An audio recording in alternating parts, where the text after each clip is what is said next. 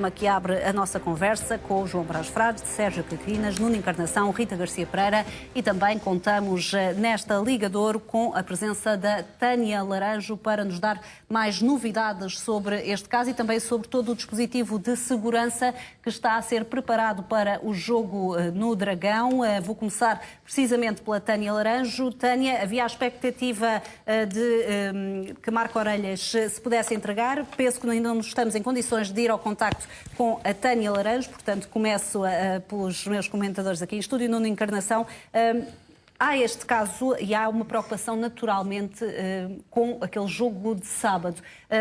Achas que é seguro ir a esses festejos?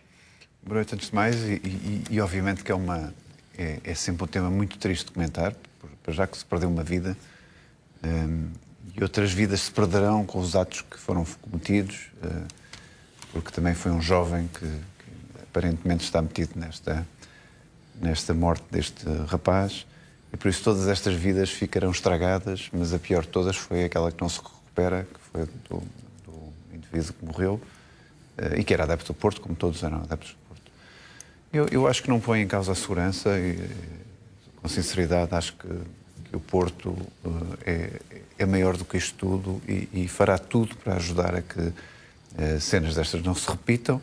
Até o próprio líder da CLAC seguramente está a fazer tudo para que não haja nenhum problema, nem digo dentro do estádio, quer dizer, para além do estádio. Acho que todos os esforços devem ser muitos e unos para que isto não se torne num ajuste de contas atrás de ajuste de contas. E por isso espero bem que todos os intervenientes que possam ajudar na mediação de um conflito destes, que parece que é um conflito com histórias passadas, e espero que não tenha ocorrências futuras, todos aqueles que se possam envolver para que isto não que fique por aqui, e ficar por aqui já é muito, porque perdeu-se a vida de um jovem que ninguém queria ver morrer, de certeza absoluta, e todos os que possam ajudar, é isso que nós pedimos, é que ajudem e que de uma vez por todas parem com este tipo de acontecimentos, ainda por cima numa noite de festa que não se justifica nada disto, quer dizer, não se justifica em momento algum, muito menos numa noite de festa, entre adeptos do Porto, acontecer uma situação destas. Agora sim, penso que já podemos entrar em contacto com a Tânia Laranjo.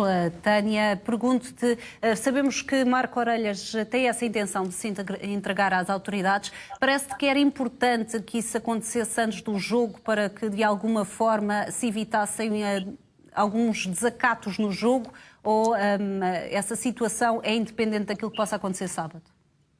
Não, era de facto importante que acontecesse antes do jogo, isto porque muitos dos amigos de Igor e esta tensão que está instalada tem a ver com o facto de acharem que a prisão de Renato não é suficiente, ou seja, de alguma forma que não se fez justiça. E a apresentação de Marco Orelhas podia acalmar os ânimos. Esta manhã Marco Orelhas fez um requerimento para o DIAP, através da sua advogada, dando conta de que estaria disponível para prestar declarações em sede de DIAP e depois do Tribunal de Instrução Criminal.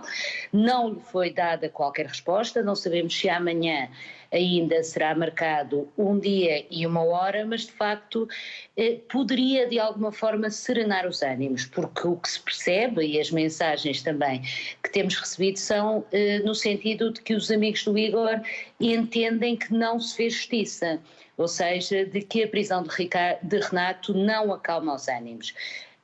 A apresentação de Marco Orelhas a primeiro interrogatório, mesmo que não ficasse com medidas de coação privativas da liberdade, poderiam naturalmente serenar um bocadinho os ânimos, que nesta altura é fundamental, até porque se o controle dentro do estádio é mais fácil de ser feito, fora do estádio, na festa, vai ser mais difícil.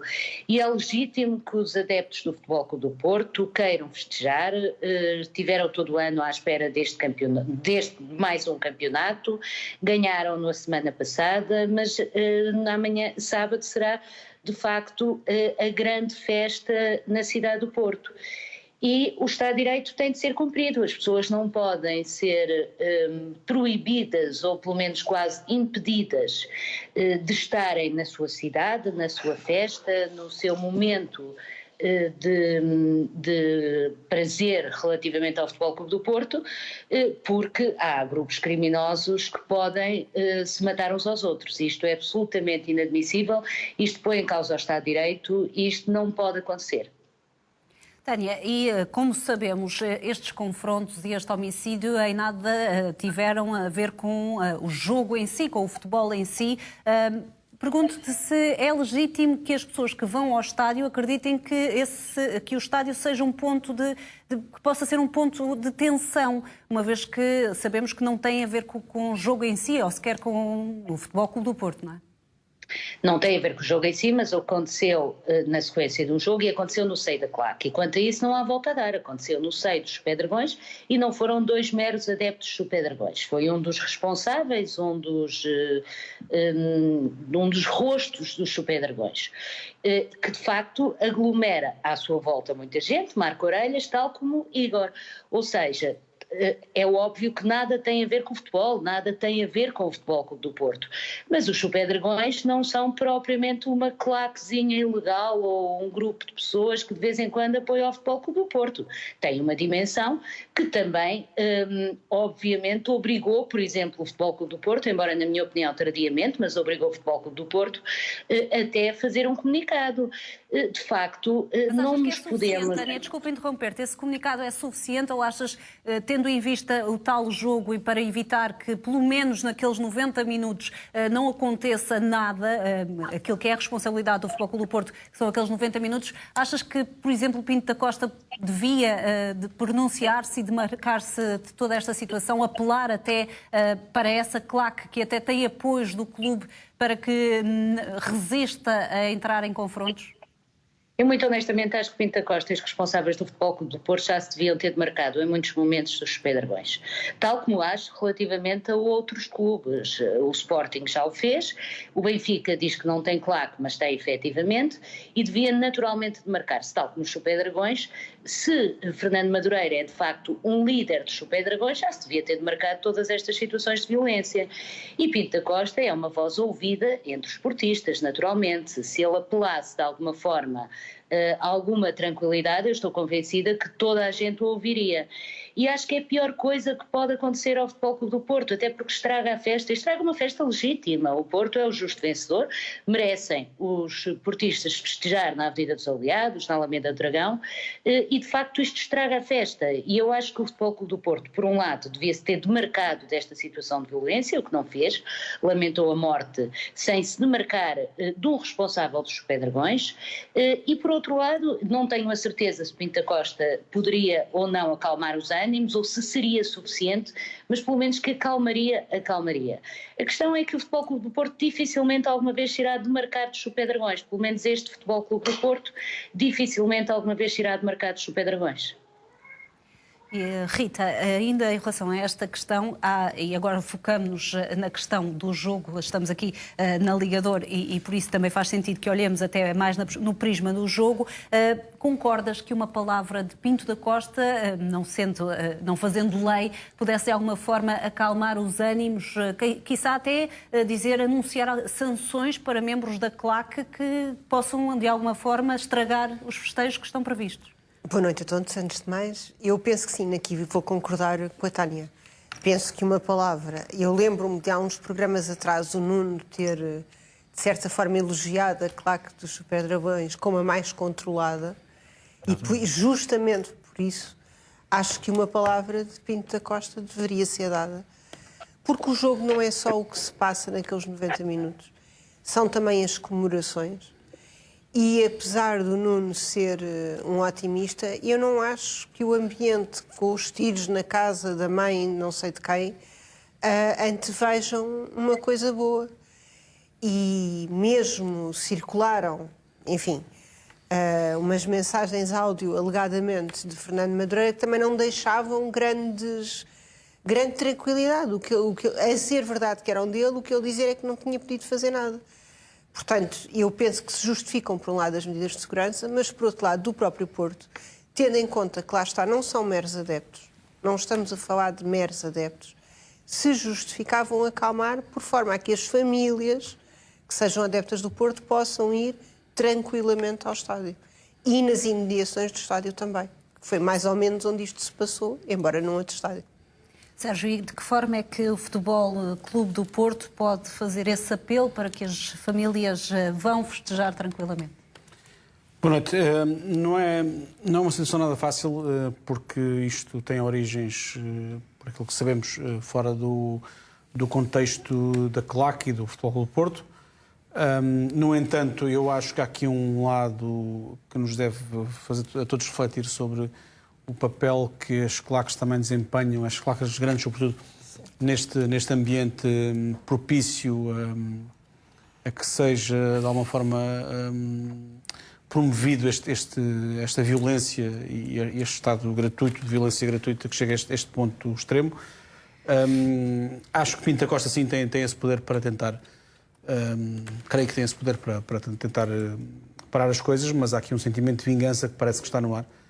E vai ser difícil, acho que vai ser difícil dizer às pessoas que viram alguém da família assassinado daquela forma para aceitarem para seguirem em frente, de alguma forma, esperarem que a justiça siga o seu curso.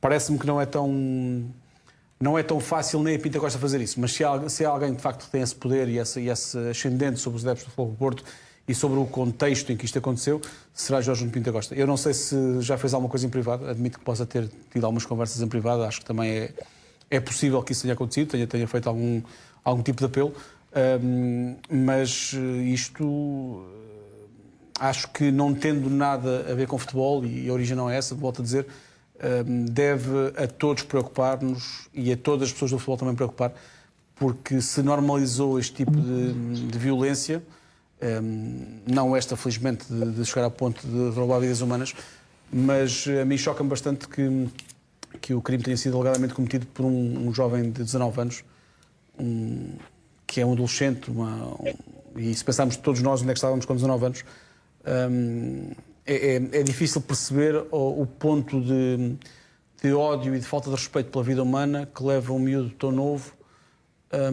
a espetar 12 facadas no corpo de alguém.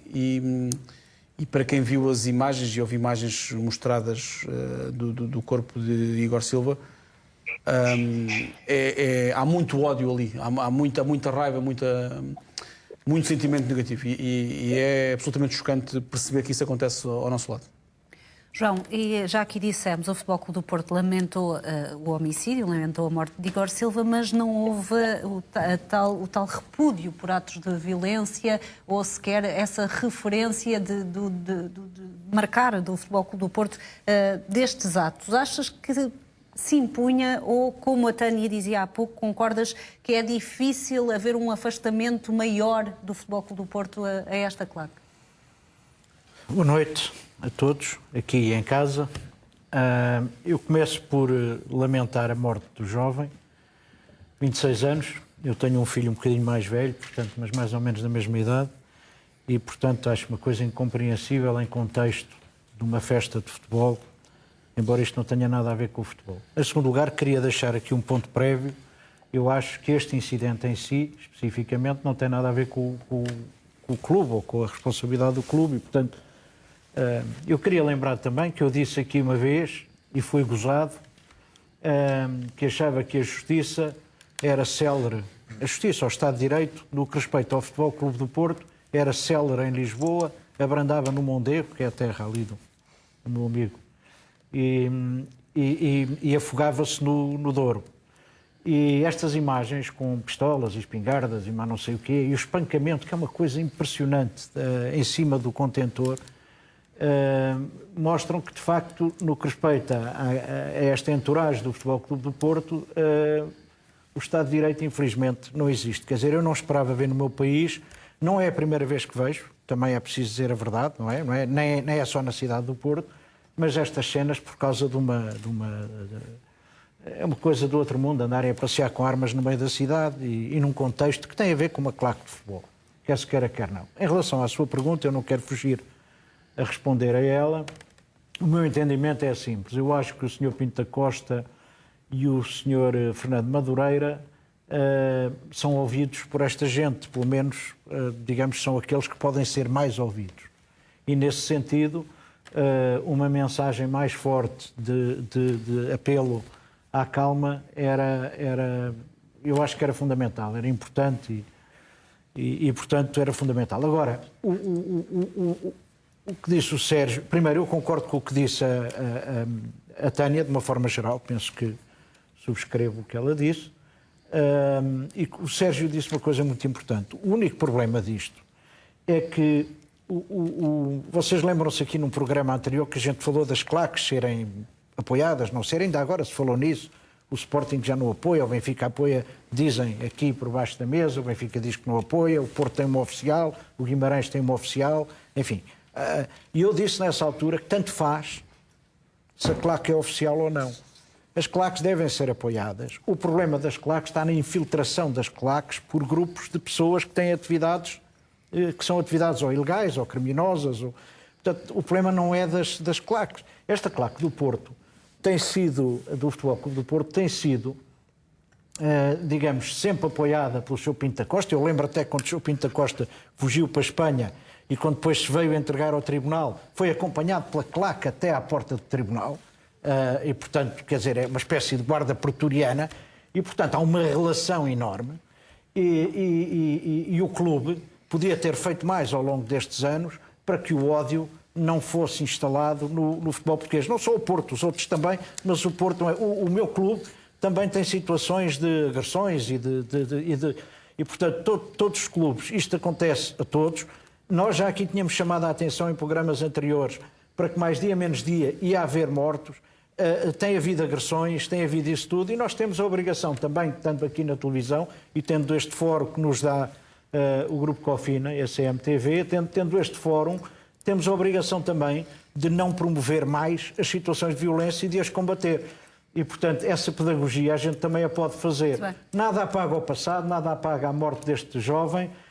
Agora, acho que é muito importante o Futebol Clube do Porto agir formalmente no sentido de tentar acalmar as coisas. Eu penso que a observação que você fez e a Tânia fez de que a não prisão de outras pessoas ou a não pode realmente agravar a situação, porque o espancamento que nós vimos não foi de uma pessoa, não foi um jovem, foram uma data de pessoas a bater num que apareceu depois morto a 20 metros, ou quase morto a 20 metros daquele sítio, não é? Portanto, são as imagens também que estamos a ver e que têm marcado esta semana. Nuno, já agora, também ainda não te ouvi sobre a posição do Futebol Clube do Porto. Parece-te suficiente? Parece que poderia fazer algo mais para contribuir para esta situação, para apaziguar esta situação?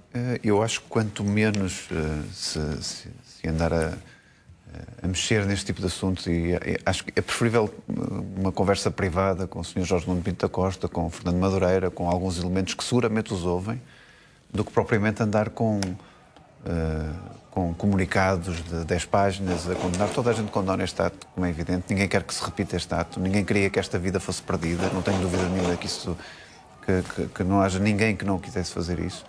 Mas eu prefiro que se calhar, sem ninguém saber, que alguém se tenha movimentado dentro da SAD do Porto e que tenha tentado falar com estes indivíduos e com estes jovens adeptos para tentar acalmar tudo isto, porque não se pode repetir uma cena destas, nem pode haver vinganças sobre uma cena destas. Eu só discordo com isso. Dá-me licença, não? Sim, é sobre vinganças. Já estamos na fase das isto começou vinganças anterior, com aquilo que nós vimos Começou na Cama das Fitas. Rapidamente. Muito rápido. Eu acho que devia ser pública a intervenção, porque as coisas estão na rua. Não é que não possa haver intervenções privadas, que eu enfim, acho que sim, senhor, e provavelmente já houve, e o Sr. Pinto da Costa e o Fernando Madureira já terão feito alguma coisa. Agora, independentemente disso ou não, tem que ter uma intervenção pública, porque isto está na rua e é importante. Mas, João, eu tenho a certeza que o Presidente irá falar sobre isso nos próximos dias, porque vai ter os holofotes sobre ele, até na festa do título, e vai seguramente passar uma mensagem que não seja uma mensagem de continuar a incendiar este tema. Este tema tem que ser cuidado e não se pode repetir nada parecido com qualquer coisa que belisque com a questão das vinganças entre grupos. Isso é que não pode acontecer. Tânia, estamos perante uma situação obviamente grave. Há um homicídio, há aqui retaliações, há disparos à tarde, de madrugada, junto a familiares de alguns dos intervenientes. Parece, além de ameaças, como as que já relataste aqui a outras pessoas que nada têm a ver com com estes confrontos e que estão apenas a fazer o seu trabalho. Parece-te que a detenção de Marco Orelhas poderá acabar com esta rixa, com este duelo entre estes dois grupos, ou como é que antevês que este problema possa ser resolvido? Poderá pelo menos acalmar. Depois este problema também pode ser resolvido com a detenção, se calhar também a identificação destas pessoas que depois vão se vingar para o bairro do Cerco, dos que vêm com armas para repostar e para responder aos outros, ou seja, obviamente que as autoridades têm que travar esta onda de violência. A detenção de Marco Orelhas acho que de alguma forma poderia aliviar o sentimento de alguma impunidade que existe. Mas acima de tudo, deixa-me só voltar um bocadinho atrás, eu acho que o Futebol Clube do Porto, eu admito as conversas privadas e acho que naturalmente são muito úteis, mas tem que se demarcar de uma vez por todas dos comportamentos violentos que existem na claque dos Chupé-Dragões. Existem nas outras todas, é verdade, mas estamos a falar na dos Chupé-Dragões. E é preciso marcarmos de uma vez por todas, é preciso que os responsáveis do futebol digam que não querem estes comportamentos, até porque as claques têm muitas qualidades, têm muitas vantagens, não podem ser um abrigo de bandidos e não podem servir para que as pessoas utilizem outras atividades criminosas a coberto das claques. E isto é que é fundamental que se faça e até agora ainda não se fez. A prisão de Marco Orelhas eu acho que pode acalmar. Fernando Madureira, ao que tudo indica, estará em peregrinação a Fátima, portanto não terá tido uma intervenção muito direta com os familiares e os amigos do Igor. Aliás, foi Sandra Madureira que foi ao velório, nem sequer foi ao funeral. Foi ao velório, de facto, para tentar acalmar os ânimos, mas era preciso um bocadinho mais, porque Marco Orelhas não é propriamente um qualquer que apareceu na claque. Era uma pessoa muito importante, com muito peso, era um braço direito de Fernando Madureira. Portanto, ele tem que dar a cara sobre isto. Eu não conhecia, eu peço imensa desculpa, mas não conhecia este lado tão católico e tão religioso dele, que não suspende esta peregrinação a Fátima para travar quase uma guerra no Porto, porque o que temos assistido nas últimas 24 horas no bairro do Cerco é uma situação inadmissível. Há pelo menos 3 tiroteios, não há feridos, aliás há feridos, não há mortos, mas pode vir a haver. E só para concluir, naturalmente a prisão de Marco Orelhas poderia acalmar tudo isto um bocadinho.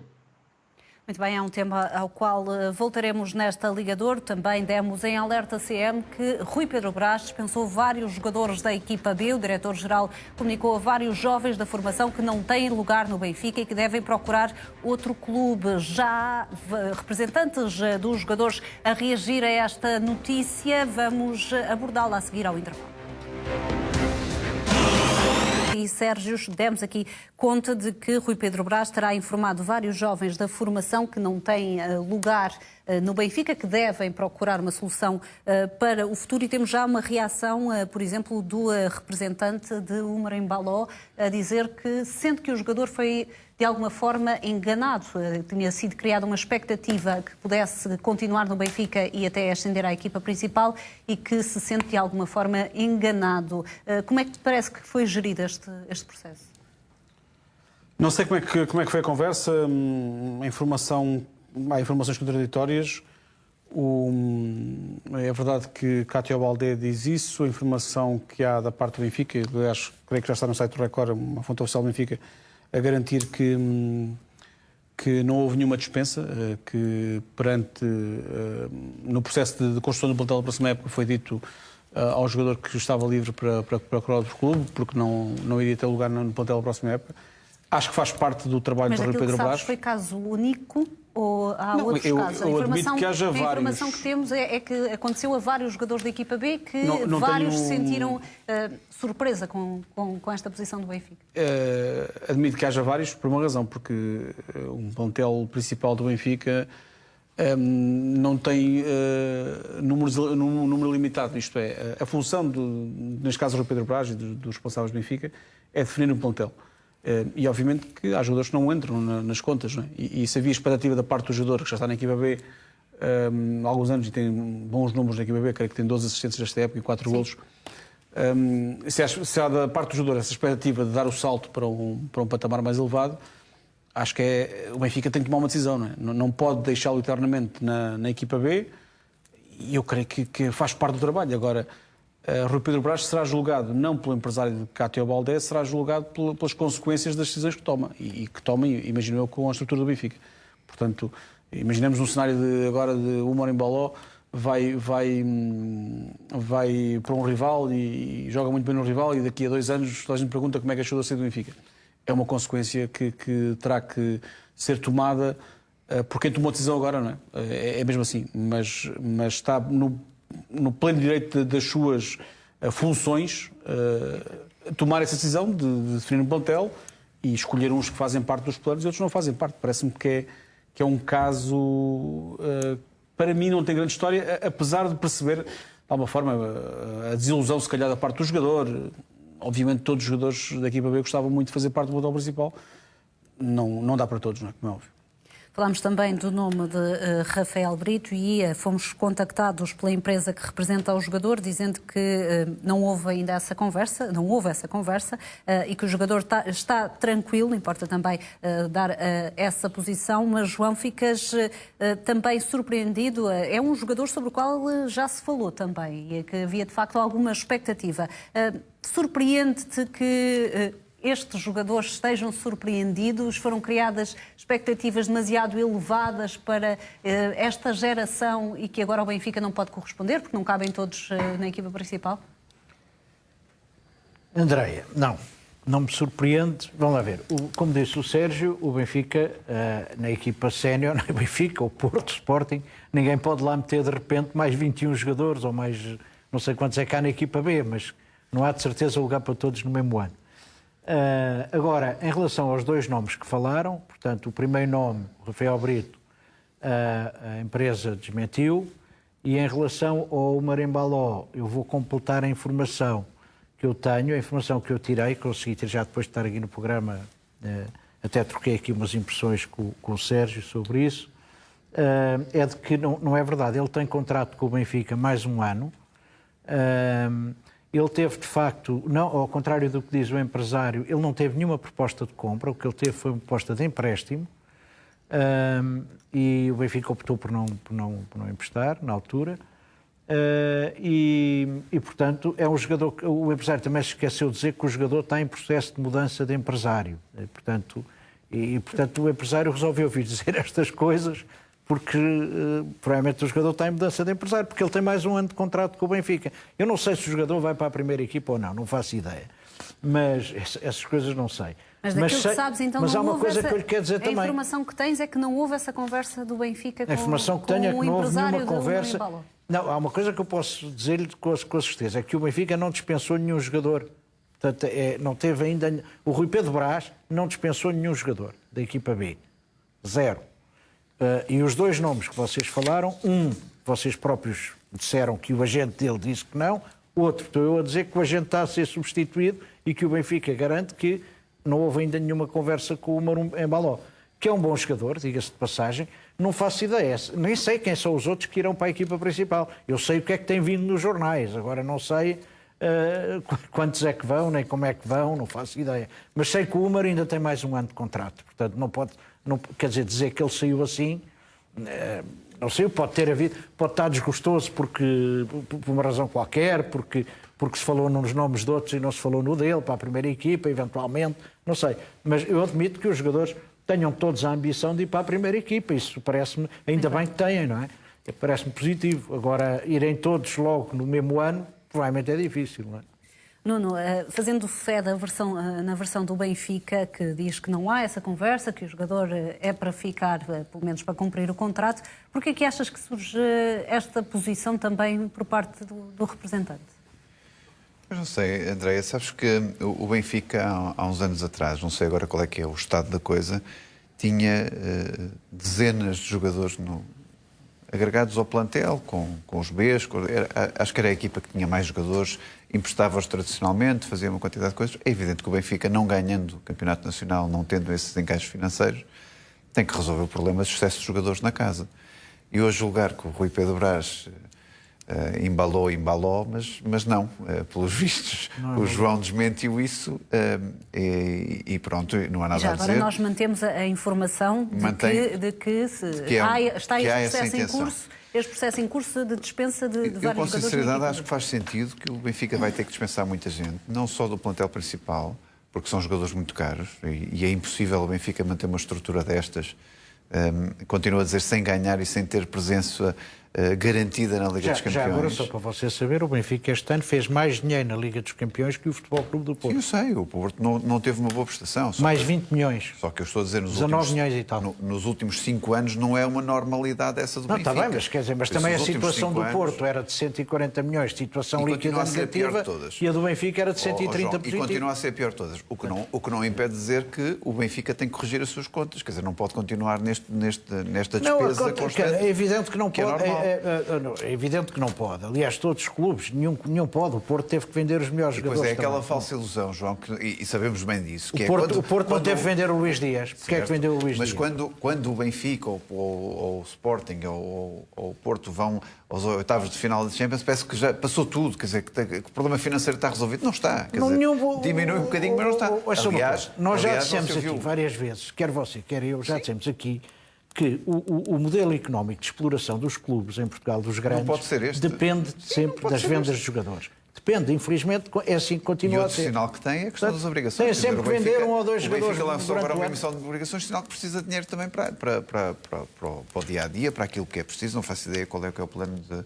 Eu também não, quer dizer, mas você viu que o Benfica até agora, mesmo com as dificuldades todas que teve, conseguiu pagar os empréstimos obrigacionistas a horas. Até antecipou pagamento. Claro. Já o Porto, por exemplo, teve que adiar durante um tempo. E há uma grande expectativa, não, mas quer dizer, com o Darwin fazer um belo encaixe este mas mesmo sem Darwin. Mas o que não quer dizer que é aquela massa salarial que o Benfica tem, que é excessiva, por ter jogadores a mais... Essa parte eu estou de acordo com por ter jogadores a mais, por ter uma quantidade de jogadores que se calhar nem a equipa B resolve o problema. Nem a equipa B resolve o problema. É perfeitamente natural que o Benfica tenha que dispensar muitos jogadores este ano. Não tenho dúvida nenhuma disso.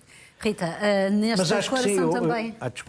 declaração também do empresário de Umar Embaló, há aqui referência a transferências que não se concretizaram e é referido o nome de César Boaventura. Continua a aparecer muitas vezes associado ao Benfica. Deve ser esclarecida por parte do Benfica também esta situação? Já a reação de César Boaventura, mas deve ser clarificada por parte da direção de Rui Costa? Nenhum dos dois, a mim pessoalmente, me inspira grande confiança. Devo dizer, eu relembro que... Quais dois, Rita? Do César Boaventura e do Cátio Valdé. Do Cátio Valdé, sim.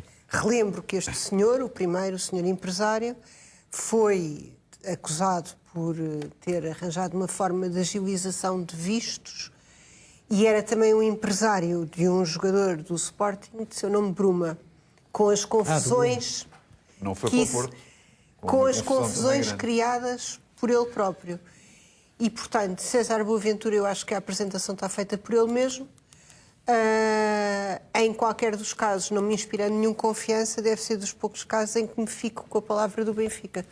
Por isso, simplesmente, porque acredito mais no Benfica do que em qualquer destes personagens. Mas achas que deve ser clarificado, talvez em forma de comunicado ou de outra forma, esta situação e o que é que possa ter acontecido neste processo? Deve ser clarificado se teve ou não teve intervenção, até pelas especificidades dessa pessoa em concreto.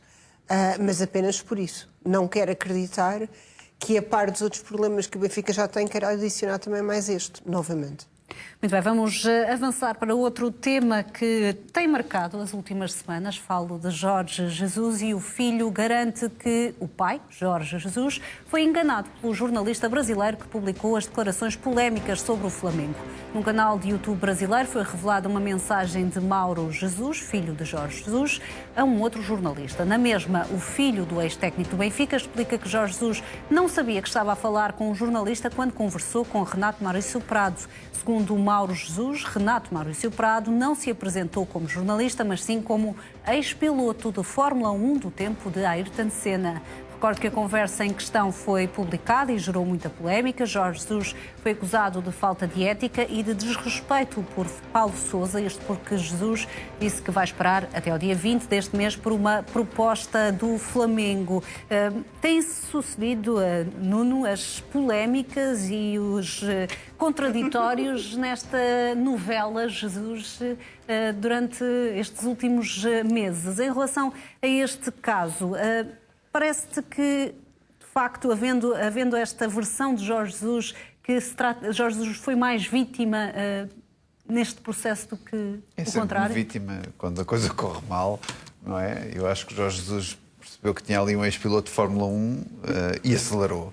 Acelerou nas suas declarações privadas e deu o estampanço que se viu que são coisas inacreditáveis. Quer dizer, não, confusões de tempo, elogios que não eram para ele, que se abarbatou dos elogios para o Rui Vitória, desejos de marcar o dia 20 como o dia D. Essa questão dos elogios de Pep Guardiola foi já numa entrevista em ON e não nesta toda a conversa. mistura, quer dizer, eu estou a ver as várias Ou pelo misturas. menos se houve, não foi transcrita, não é? Se essa parte houve, não foi tantas transcrita. declarações que eu não consigo estar a pôr uma métrica de saber onde é que ele fez as declarações, se foi no aeroporto, se foi no sofá com o ex-piloto de Fórmula 1, que afinal não era ex-piloto de Fórmula 1 nenhuma, se foi na entrevista que deu a um canal brasileiro. Enfim, o Jorge Jesus, quando fala, de facto fala com uma latitude absolutamente invulgar.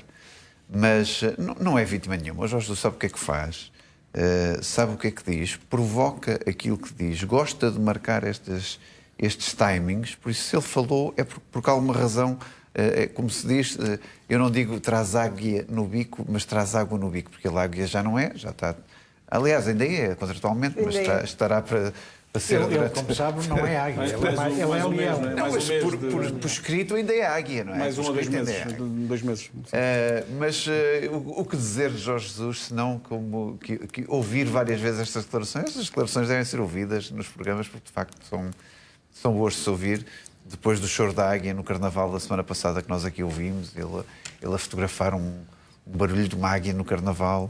Agora estas entrevistas, enfim, Jorge Jesus no seu melhor, e por isso que não acabe nunca, porque eu acho que isto todas as semanas nós temos que falar de Jorge Jesus, porque dá logo outra motivação ao programa e outro sorriso até ao João Brás Frade e à Rita que estiveram, Jorge Jesus, nos seus grandes clubes.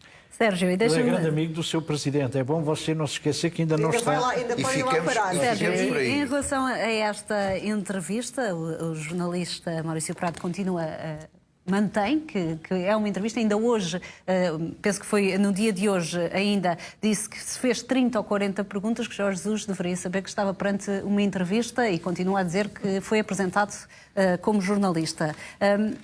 Já tínhamos aqui levantado a possibilidade de Jorge Jesus, de alguma forma, ter sido enganado.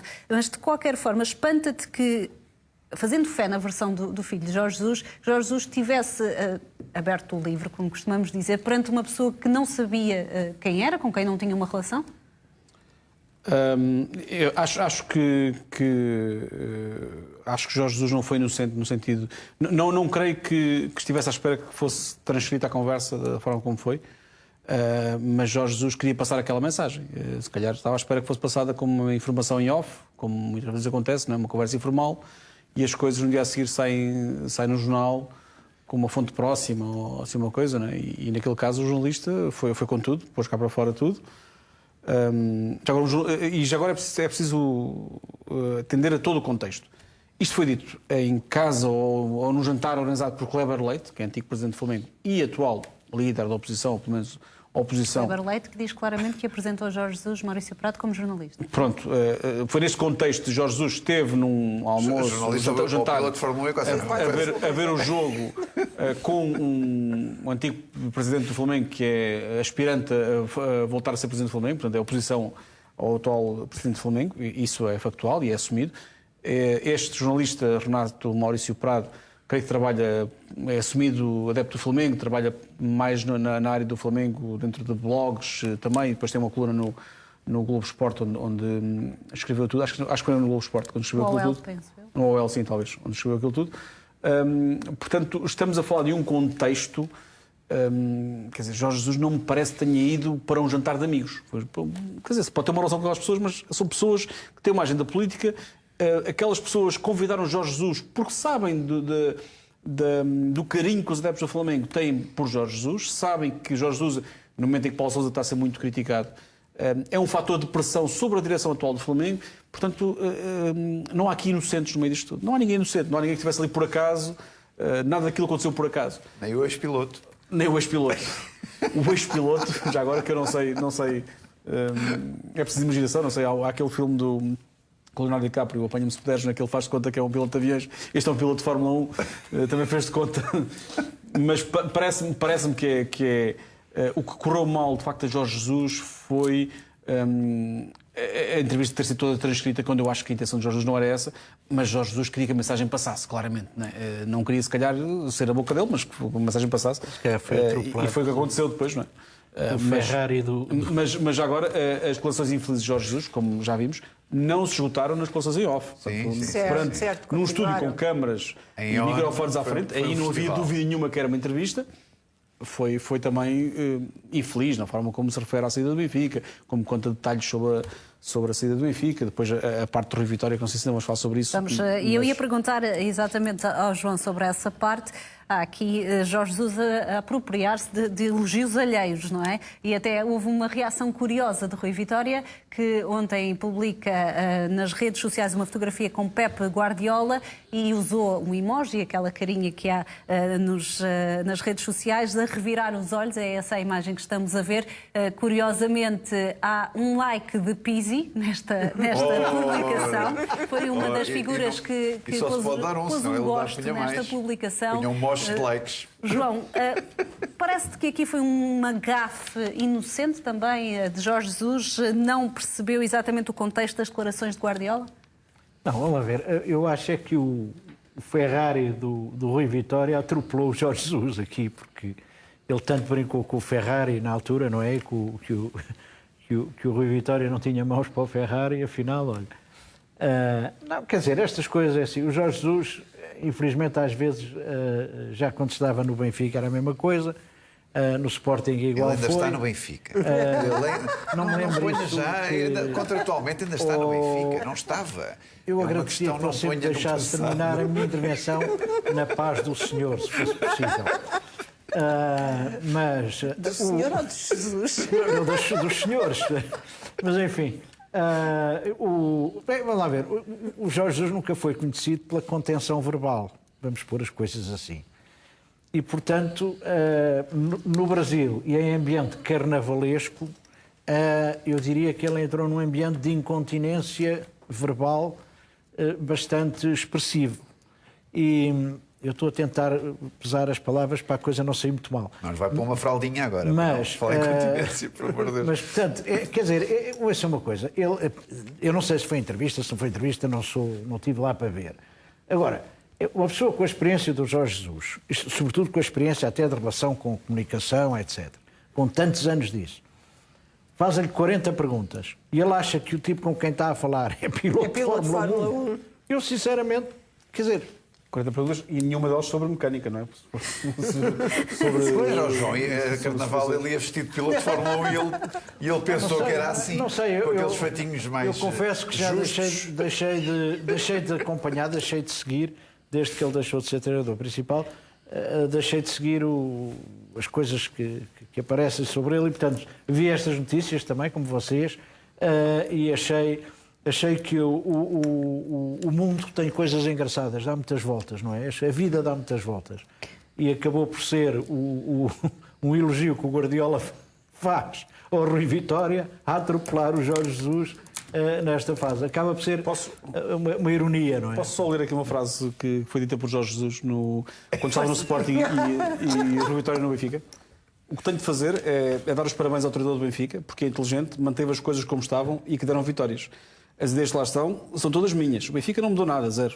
De facto, isto eu acho que explica porque é que Jorge Jesus estava recordando estas palavras, Rita, havia quem dissesse, o Nuno Dias, por exemplo, teve uma frase muito curiosa no mercado aqui na CMTV, dizendo que se perguntássemos hoje a Jorge Jesus sobre esta gafe, Jorge Jesus diria que não era uma gafe, porque na verdade Rui Vitória copiou o modelo de Jorge Jesus, portanto o elogio de Guardiola aplicaria-se a Jorge bom, Jesus. nessa Terá perspectiva. sido nesse sentido?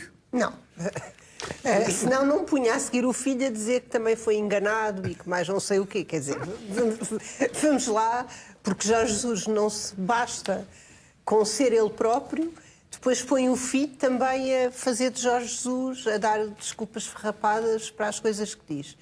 Eu acho que, obviamente, ou teve um manifesto lapso, ou, alternativamente, que é o que eu acho... Foi a segunda vez que ele disse isto, Rita, já agora, só para ficar claro. Não sei se é um lapso, foi a segunda vez que o disse desta forma. Mas provavelmente eu acho que ele está mesmo convencido, que era a minha segunda hipótese, que isto aconteceu, porque eu acho que ele vê muito o mundo, única e exclusivamente, à volta dele mesmo. E, portanto, nem sequer concebe... E já achava isto, quando eu estou à vontade, porque eu já achava isto quando ele estava no Sporting, e antes no Benfica, e quando voltou... Mas, Rita, sabe que eu... E, portanto... Acho que ele nem sequer conceberá a possibilidade de o elogio ter feito outra pessoa, porque se está ele ali ao lado, ainda que num clube rival à data, obviamente o elogio teria que ser para ele próprio. Como, aliás, é muito... Não foi eu que também disse, tem até dia 20 para me contratarem. Alguém acha que isto é uma boa estratégia? Não, e a deselegância com o Paulo Sousa. Com o Paulo Sousa quer dizer, a deselegância com os outros portugueses que lá estão, ao dizer o Vítor Pereira que é o maior, os outros... Vamos voltar ao ponto. E a própria deselegância com quem lhe está eu acho que a era pagar o dispensável. ordenado. Não, mas é verdade. Ou seja... Quem é que está a pagar o ordenado? É o Benfica. É verdade. Ainda. E já agora há uma Estava a reação esquecer. do Benfica Você também está a fazer tudo a para falar me hoje... Deixe-me só acrescentar mais uma coisa, só para que a história fique toda bem contada. O elogio de Guardiola é proferido em abril de 2016, portanto já no final da época. No final da época é que o Rui Vitória começa no Benfica e Jesus está no Sporting. A equipa do Rui Vitória, o 11 base do Rui Vitória, tinha 4 jogadores que não existiam com Jesus, ou não estavam no plantel, ou não jogavam. Eram o Ederson, o guarda-redes, Lindelof, a memória não me falha. Nelson Semedo estava lesionado, mas era um titular também habitual do Benfica, portanto não jogava com Jorge Jesus, Renato Sanches e um dos avançados, seja Mitroglou ou Raul Jiménez. Portanto, até nesta altura, até na defesa do Benfica já havia pelo menos 2 ou 3 mudanças em relação à equipa que Jorge Jesus tinha deixado. Nem sequer se pode dizer que esta equipa de Jorge Jesus e o Rui Vitória aproveitou. Luizão, que era essencial com o Jorge Jesus, não jogava nesta altura. Maxi Pereira tinha saído do Benfica e o guarda-redes tinha saído também. Portanto, eram 3 titulares que deixaram de estar na equipa. Nuno, e como eu referia, e já agora fazer este parênteses, há também já declarações hoje de Domingos Soares de Oliveira sobre Jorge Jesus, vamos a elas a seguir. Eu perguntar também, e reservei esta parte para ti porque sei que vais gostar de comentar, o gosto de Pizzi na publicação do Rui Vitória. Essa é a parte apaixonante disto tudo. Porque eu acho que o Pizzi... Eu acho que devia haver uma hipótese, eu há bocado falava durante as imagens, o chamado mocho de gostos. Quando uma pessoa gosta muito, poder dar mais do que um like. E de certeza que o Pizzi, se pudesse fazer ali uns 1000 likes, só com a sua conta, era de certeza era um ramo de likes que o Pizzi faria. Porque esta história do Pizzi ainda está agora a começar, e acho que o Sérgio vai ter muito trabalho, porque vai ter que fazer uma nova entrevista ao Pizzi, nestas pós-declarações que foram proferidas durante a semana passada. Não par de meter veneno. Não é meter veneno, nós queremos saber toda a verdade. Eu já sugeri... Mas só sobre todos os clubes que não o Porto. O Porto Exatamente, não, eu meto verdade. veneno em todo lado. Hoje é Não. comigo. Mas a Rita não está... Não penso que está para imune. entrevistar Porque a mulher de Pizzi, que na altura disse qualquer coisa e depois foi... Ele vai meter veneno na primeira. Eu creio que Pizzi, entretanto, tirou o like da foto. Eu creio. Tirou. Parece-me sim, estava aqui a procurar precisamente a foto. Isso também pode ter uma leitura, não é? Não pode Se calhar quando isto foi amplificado, se calhar Pizzi percebeu que não queria. Mas eu estou aqui à procura e não encontro o like de Pizzi. Não, mas há um tema que vocês tocaram que eu acho que é relevante. Mas há outros likes aqui. Nós estamos aqui a levar isto na brincadeira. Mas há um tema que é mais importante, que é, de facto, ele tem contrato com o Benfica. E, portanto, era aconselhável que, enquanto tiver contrato com o Benfica... Havendo cláusula de confidencialidade, mesmo que... Embora eu já tenha lido várias versões... Mesmo que seja um desabafo... Eles têm. Estamos a falar dos dois que têm. Mesmo que seja um desabafo... O Jesus e ele. Ele não pode fazer... E o Pizzi tem os dois. Não está a Mas, falar do Pizzi Rita, já agora, aqui está a tínhamos falar dito, dos- e as das escutas declarações revelavam do isso, que Jorge Jesus não queria, da assinatura do contrato, que não quis essa que disse cláusula o Domingos? de confidencialidade. Quando houve o acordo para a rescisão, essa cláusula pode ter sido inserida? Claro, é o que normalmente acontece. E, portanto, com estas declarações, o Benfica tinha aqui fundamento para poder, normalmente, de alguma forma, por exemplo, deixar de pagar... Não faz mal. Eu é que também estou aqui a falar com algumas interrupções. Se havia alguma forma também do Benfica, por exemplo, e essa solução foi aqui colocada na mesa até pelo Mauro Xavier, de, por exemplo, não pagar o que falta a Jorge Jesus. Uma coisa não é... Ou ser indenizado, seria mais... É mais por aí, ou seja, uma coisa não é sinónimo da outra. Mas eu estava aqui quando o Mauro disse isso, e eu não sei se a cláusula existe, se não existe. Seria normal e prudente da parte do Benfica que ela existisse. Pronto. Normal, já para não falar, já nem sequer tendo presente a pessoa perante a qual nós estamos. Já nem tendo isso... Com uma pessoa que tivesse menos incontinência verbal, usando a sua expressão, já assim seria normal. E, portanto, ela existindo, não podem existir desabafos com pilotos de Fórmula 1 em casos de desconhecidos, porque a cláusula de confidencialidade abrange toda a gente. E o que é que pode acontecer? Eu acho que não vai acontecer nada, mas pode ter consequências. Claro que pode ter consequências. Pode ser. Pouparem também não pode ser com pilotos. o mês de junho do ordenado dos... Muito bem, deixem-me então introduzir as declarações de Domingos Soares de Oliveira no dia de hoje. Dizem respeito a Jorge Jesus, que diz Domingos Soares de Oliveira que era uma opção na lógica de um resultado rápido e que essa contratação falhou, que esse objetivo de resultados rápidos com Jorge Jesus acabou por falhar. Fala também Domingos Soares de Oliveira, João, num plantel desequilibrado. Que o plantel que foi construído era desequilibrado ou é desequilibrado. Ainda bem que ele reconhece o mesmo que eu. Eu até já disse aqui na televisão várias vezes que não me lembro de um plantel tão desequilibrado desde que vejo futebol do Benfica. Estou a falar do Benfica. É um plantel desequilibradíssimo a todos os níveis, quer dizer, eu não quero falar de nomes individuais, mas quer dizer, quando você olha para 5 avançados e só um é que tem eventualmente 1,5, é que tem capacidade para ganhar bolas no 1 para 1, alguma coisa está errada na escolha daqueles jogadores. Quando você olha para um meio campo e começa a olhar para trás e pensa, eu tinha um Aimar, eu tinha um Valdo, eu tinha, sei lá, um Tony, para ir mais longe, um Diamantino, que até está... jogadores dessa categoria. E agora tenho o Tarapte. Quer dizer, eu olho para aquilo e digo que é evidente que isto não pode ser... O Benfica tem que melhorar, não pode continuar desta maneira. Tem que equilibrar o plantel, está muito desequilibrado. Mas, João, mais do que essa análise, estas declarações é um pouco Domingos Soares de Oliveira a dizer que a culpa é de Jorge Jesus pelo insucesso da época? Não, eu acho que o que o Domingos... Eu não li a entrevista, não sei se foi hoje, mas não a li. Mas essa escapou-me, mas vou ler quando chegar a casa. Agora à noite foi de saiu agora à noite. Pronto. Eu não li a entrevista do Domingos Soares de Oliveira, mas quer dizer, o que ele diz, ele tem razão no que diz. Primeiro, eu também acho que o Jorge Jesus... Mas vocês não têm um diretor desportivo? Como? Não tem um diretor desportivo? Tem, quer dizer, eu acho que sim, mas não faço ideia também qual é agora a nova estrutura do futebol. O homem do cacau... Não faço ideia qual é a nova estrutura, não sei mesmo ainda não foi anunciada. Agora, o que eu digo é assim, o Domingos Soares de Oliveira estava lá nestes 2 anos últimos do Sr. Luís Filipe Vieira, quando foi contratado o Jorge Jesus. Eu também achei que o Jorge Jesus a intenção ao contratá-lo era conseguir resultados rápidos, porque ele já tinha conseguido bons resultados no Benfica anteriormente.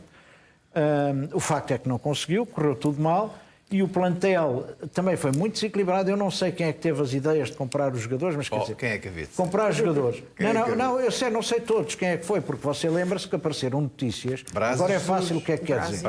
Mas apareceram notícias na altura a dizer que o Jesus não tinha escolhido o jogador A, não tinha escolhido o B. Estou-me a lembrar do Pedrinho, por exemplo, e ele foi contratado antes de chegar. Foi antes de ele chegar, pronto. Mas, o Weigl também acho que não foi ele. Disse a verdade no ano anterior. Portanto, o que eu estou a dizer é isto que eu queria dizer. Não estou agora a contestar o... Deixa-me alargar também aqui a conversa, porque nesta frase, já que o João dizia que já sabia, Nuno, que Jorge Jesus era para conseguir resultados rápidos. Mas não é o admitir também, por parte de alguém com uma grande responsabilidade do Benfica, que não havia um projeto a longo prazo, que houve completamente o fugir de uma linha que estava a ser seguida para ter resultados no imediato e depois quase que a seguir logo se construiria as bases para outro projeto? Deixa-me partir dessa maravilhosa frase dos resultados rápidos. Isso cheira-me a doping. Ou seja, Jesus foi uma Não, substância... é o natural Eu que não cheira sei, doping. é natural. Doping, é Exatamente, natural que cheira é doping. natural. Repá, quando você tem uma equipa inteira que é pegada com doping por guarda. Agora foi um passo eu para já- o Pá, eu sabia nunca que- tinha visto o Nuno tirar-se para a poça d'água assim direto. Jesus foi uma substância dopante no plantel do Benfica.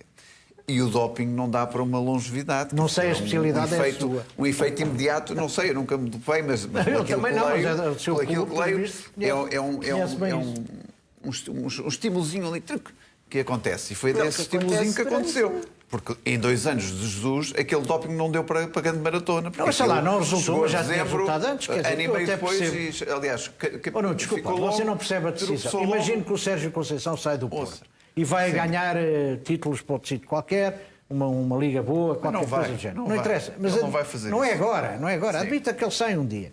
E 3 ou 4 anos depois, ou 5 anos depois, o Sérgio está livre, o Porto está atrapalhado e quer um treinador novo. Vai buscar o Sérgio Conceição, que é um treinador que já ganhou no Porto várias vezes e, portanto... Mas é que no Porto isso costuma dar resultado. No Benfica é que não, pelos vistos. Pronto, se calhar no Porto dá resultado, no Esse- Benfica. esse- O que eu estou a dizer é, o Benfica, provavelmente, e tem que se lembrar de uma coisa, quando o Jorge Jesus foi contratado, uma grande parte dos sócios não queria o Jorge Jesus, era público, era aliás discutido aqui nos programas, e outra parte tanto lhe fazia ou queria, não sei, pronto. O que é facto é que o Sr. Luís Filipe Vieira, na altura em que o contrata, eu lembro-me que ele anuncia antes das eleições que o vai contratar. Portanto, ele não enganou ninguém, disse que o ia contratar. E eu penso que a perspectiva dele era tentar ganhar Eu a acho que ele já o prazo. tinha contratado. Eu penso que o... Mas deixem-me isso é o que eu- deixem-me só é o que eu concluir acho. a minha preleção. Eu também acho que o Domingos Soares de Oliveira, quando diz isso, está a ser honesto, está a dizer, eu também acho o mesmo que ele. E também acho que o plantel ficou desequilibradíssimo. Mas há aqui várias contradições e a Andrea pegava ali numa... Mas quais numa são? Diga situação. lá, que é para eu Há ali perceber. há uma situação que a Andrea pega muito bem, que é a questão depois do desvio da matriz do Benfica, do Benfica que se perspectivava, que era a matriz Seixal e a matriz Mas da essa é a formação. contradição básica. E por isso, eu acho que é de facto uma substância dopante que deu aso à eleição do Vieira, foi esse um trunfo eleitoral, aliás, como também agora Varandas esteve com Slimani, e também foi uma substância dopante que deu mau resultado, já se percebeu, mas depois falaremos a seguir. E ainda por cima é, Só no Porto é que o algo doping dá bom que resultado. contraria de que maneira aquela tese do Luís Filipe Vieira. Quer dizer, o Luís Filipe Vieira vai buscar o único homem doping que tinha ali à mão, mas já sabia que o homem doping não convivia bem com a formação e não ia aproveitar a formação. E já agora Por nesta isso isto não faz sentido nenhum. entrevista, Rita diz Domingos Soares de Oliveira que foi uma opção assumida de forma consciente por parte da direção de que a tal fórmula com os jovens da formação iria terminar com a chegada de Jorge Jesus. Assume-o sem reservas Domingos Soares de Oliveira. O que é que diz sobre a forma como o Benfica lidou com as últimas épocas?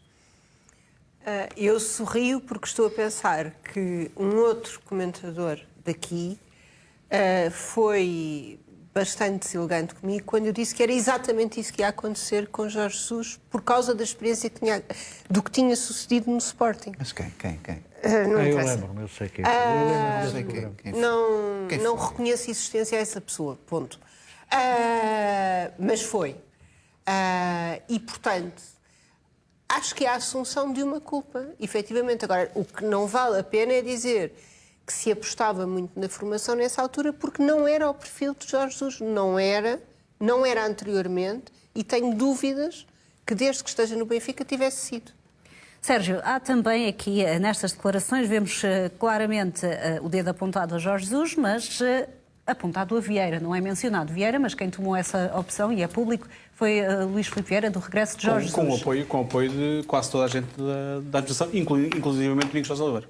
Certo, na altura era o braço direito até de... Ninguém Mas creio há aqui ou não essa tentativa de colocar a narrativa no ponto em que os responsáveis pelo insucesso destes 2 anos são Luís Filipe Vieira e Jorge Jesus. Há a tentativa de criar essa narrativa de alguma forma justificar o que aconteceu encontrando culpados? Entendo isso e acho que de alguma forma tem sido... E o sinal que se dá agora, nomeadamente com a contratação, com a redefinição das funções de Lourenço Coelho para administrador da SAD, entregando-lhe um papel decisivo na gestão do futebol. Portanto, há aqui uma tentativa de mostrar que isto agora, as coisas são muito diferentes. vamos ver se vão ser ou não. É um facto que o Benfica contratou um treinador fora da caixa, fora do que se estava à espera desta vez. Está a fazer uma revolução no plantel, e não só no plantel, também em vários departamentos à volta da equipa de futebol, muito grande, e os resultados vão ditar se é uma boa opção ou não. A questão é que o regresso de Jorge Jesus, a estratégia de investimento, e foram mais de 100 milhões de euros investidos naquele ano de pandemia, em que não havia público nos estádios, não havia garantia de presença na Liga dos Campeões naquele ano sequer, foi uma decisão que não foi Jorge Jesus que tomou, não é? Agora também Jorge Jesus não vai ter as costas largas para dizer que foi ele que gastou os 100 milhões de euros. Alguém os tomou, há um administrador executivo que até é o responsável pelas finanças e que tem esse poder e é reconhecido como uma das grandes cabeças do modelo de negócio do futebol em Portugal, que é Domingos Sousa Oliveira, que aprovou e concordou com esta estratégia, ou pelo menos não se opôs a ela, ou não se opôs ao ponto de dizer... Com um ou dois recados pelo meio, em algumas intervenções, pelo menos Sim, foram assim, mas não se assim opôs, entendidos, mas não se opôs ao ponto de dizer então Exato. conta comigo para isto, não é? Certo. Que é alguém que... Passou o cheque. Passou o cheque. Não sei se só passou o cheque, quer dizer, mais do que Pelo isso menos foi... passou. Sim, senhor, está aqui o cheque. Acho que mais do que passar foi... colocou o cheque à disposição para ser passado. E eu creio que... Agora é fácil dizer que Jorge Jesus escolheu mal os jogadores, quando na verdade, e em defesa de Jorge Jesus isto é importante também que seja dito, a grande maior parte dos jogadores que eram a primeira opção de Jorge Jesus não foram contratados, foram contratados outros. Darwin, por exemplo, era um jogador que foi uma das primeiras opções de Jorge Jesus e como Gilberto, e dois jogadores que nesta altura estão bem na equipa principal do Benfica, também é preciso dar a reconhecer essa justiça a Jorge Jesus. Outras opções não são de Jorge Jesus. O Pizzi, não... E já cá estava no Benfica. ou seja, alguns dos responsáveis por este desequilíbrio ainda estão no Benfica. Obviamente. E é importante que as pessoas não se esqueçam disso. Quer dizer, as pessoas que estão no Benfica, nesta altura, também percebam o que é que elas próprias fizeram mal. Agora, porque é muito fácil dizer que o Jorge Jesus foi um erro. O Jorge Jesus foi um erro, não foi só o Jorge Jesus foi um erro. Para mim foi ótimo. Jorge Jesus foi um erro para o Benfica, Exatamente. mas foi um erro também gastar aquela fortuna naquele verão em que não havia receitas de nada, não havia nenhuma garantia de Liga dos Campeões e depois chegar a outubro com as calças na mão, quase, de ter que vender Rubem Dias. Desespero, sim. Vamos ter de avançar, ainda temos muitos temas esta noite. Sérgio Conceição, Vítor Bahia e Rui Cerqueira arriscam castigos pesados no caso da garagem do Dragão. O jornal Record revela que o treinador, o vice-presidente, o assessor de imprensa e ainda a SAD do Futebol Clube do Porto vão ser acusados no processo disciplinar que resultou da queixa do Sporting. Sérgio Conceição arrisca uma suspensão de 1 mês a 2 anos. Está indiciado por lesão da honra e da reputação e denúncia caluniosa. Vítor Bahia enfrenta a mesma acusação e responde ainda por uma agressão na forma tentada a Frederico Varandas. O dirigente pode ser suspenso de 2 meses a 3 anos. Já Rui Cerqueira está indiciado por agressão e arrisca uma suspensão de 3 meses a 3 anos. Conceição, Bahia e Cerqueira vão agora defender-se junto do Conselho de Disciplina, mas para já, a Rita, há esta comissão de instrutores da Liga, pelo menos a validar a queixa do Sporting. Naturalmente. E eu devo dizer que não percebo episódios de violência no geral, muito menos de quem é suposto dar o exemplo. E eu nunca tive dúvidas que Frederico Varandas estava a dizer a verdade. Acho que falta aí, quanto à agressão, falta a parte da carteira e do telemóvel. Pronto. E daquele senhor baixinho que apertou o pescoço ao Gonçalo Inácio. Mas isso é um processo diferente. Esse foi julgado. É porque esse viu-se na televisão, não é? Mas esse houve castigo. Já houve castigo a Paulo Quanto é que José Gonçalves. apertar o pescoço custa quanto? São vários meses. Não sei, João, mas suspenso. eu lembro que houve um adepto que apertou o pescoço a um árbitro na Luz, não foi? Não foi assim? Quanto é que deu? Quanto é que isso deu? Não faço ideia, isso é um adepto, um dirigente. Mas foi ou não foi? Está a ver? Quanto é que isso Está a ver deu com na você? altura? As suas irresponsabilidades. Isto é um dirigente. Vocês são os vossos dirigentes que atacam. Os vossos dirigentes atacam os jogadores e os dirigentes do Sporting dentro do vosso estádio. É uma vergonha. A única imagem que vi alguém apertar o pescoço foi na Luz, um adepto que resolveu apertar o pescoço a um árbitro, a um bandeirinha. Viu essa imagem ou não viu? Não, lembrar? não vi, não. A única imagem que eu vi foi essa, de alguém Não, buscar o pescoço de você alguém. vê mal. Você vê mal. E já agora Luís verdade. Gonçalves foi castigado 68 dias. Quem foi castigado? Luís Gonçalves por tal... O engenheiro Luís Gonçalves foi castigado 68 dias. 68 dias. O pescoço do coisa 68 dias. É quanto vale. Pelo pescoço acho pouco, Apertar o francamente. pescoço a um jogador 68 dias. eu Foi um acho- dirigente. Está bem. Voltando, o Nuno bem tenta fazer aqui manobras de diversão para não se falar disto concretamente. Essa estratégia eu conheço bem, mas costumo Nosso usá-la piloto de durante Fórmula 1. Nosso piloto de diversão. Fórmula 1 tem O que ter nosso cuidado piloto de com- Fórmula tem que ter 1 cuidado hoje já se espatifou uma vez. Esperemos que não lhe aconteça o mesmo aqui. Obviamente que isto é um tipo de comportamentos, designadamente de Sérgio Conceição, que são rotineiros, não costumam ser tão graves, mas que demonstram uma postura que é, a meu ver, absolutamente inaceitável. Muito bem, já vamos voltar a este tema, até porque o Nuno não vai conseguir, por muito que se vista de piloto, seja de que modalidade for, não vai fugir a este tema queres e que vou venha dar a aqueles oportunidade ao técnicos Nuno piloto? para falar sobre estes eventuais castigos para Sérgio Conceição, o técnico do Futebol Clube do Porto arrisca ficar fora durante 2 anos. É um tema em destaque a seguir ao intervalo.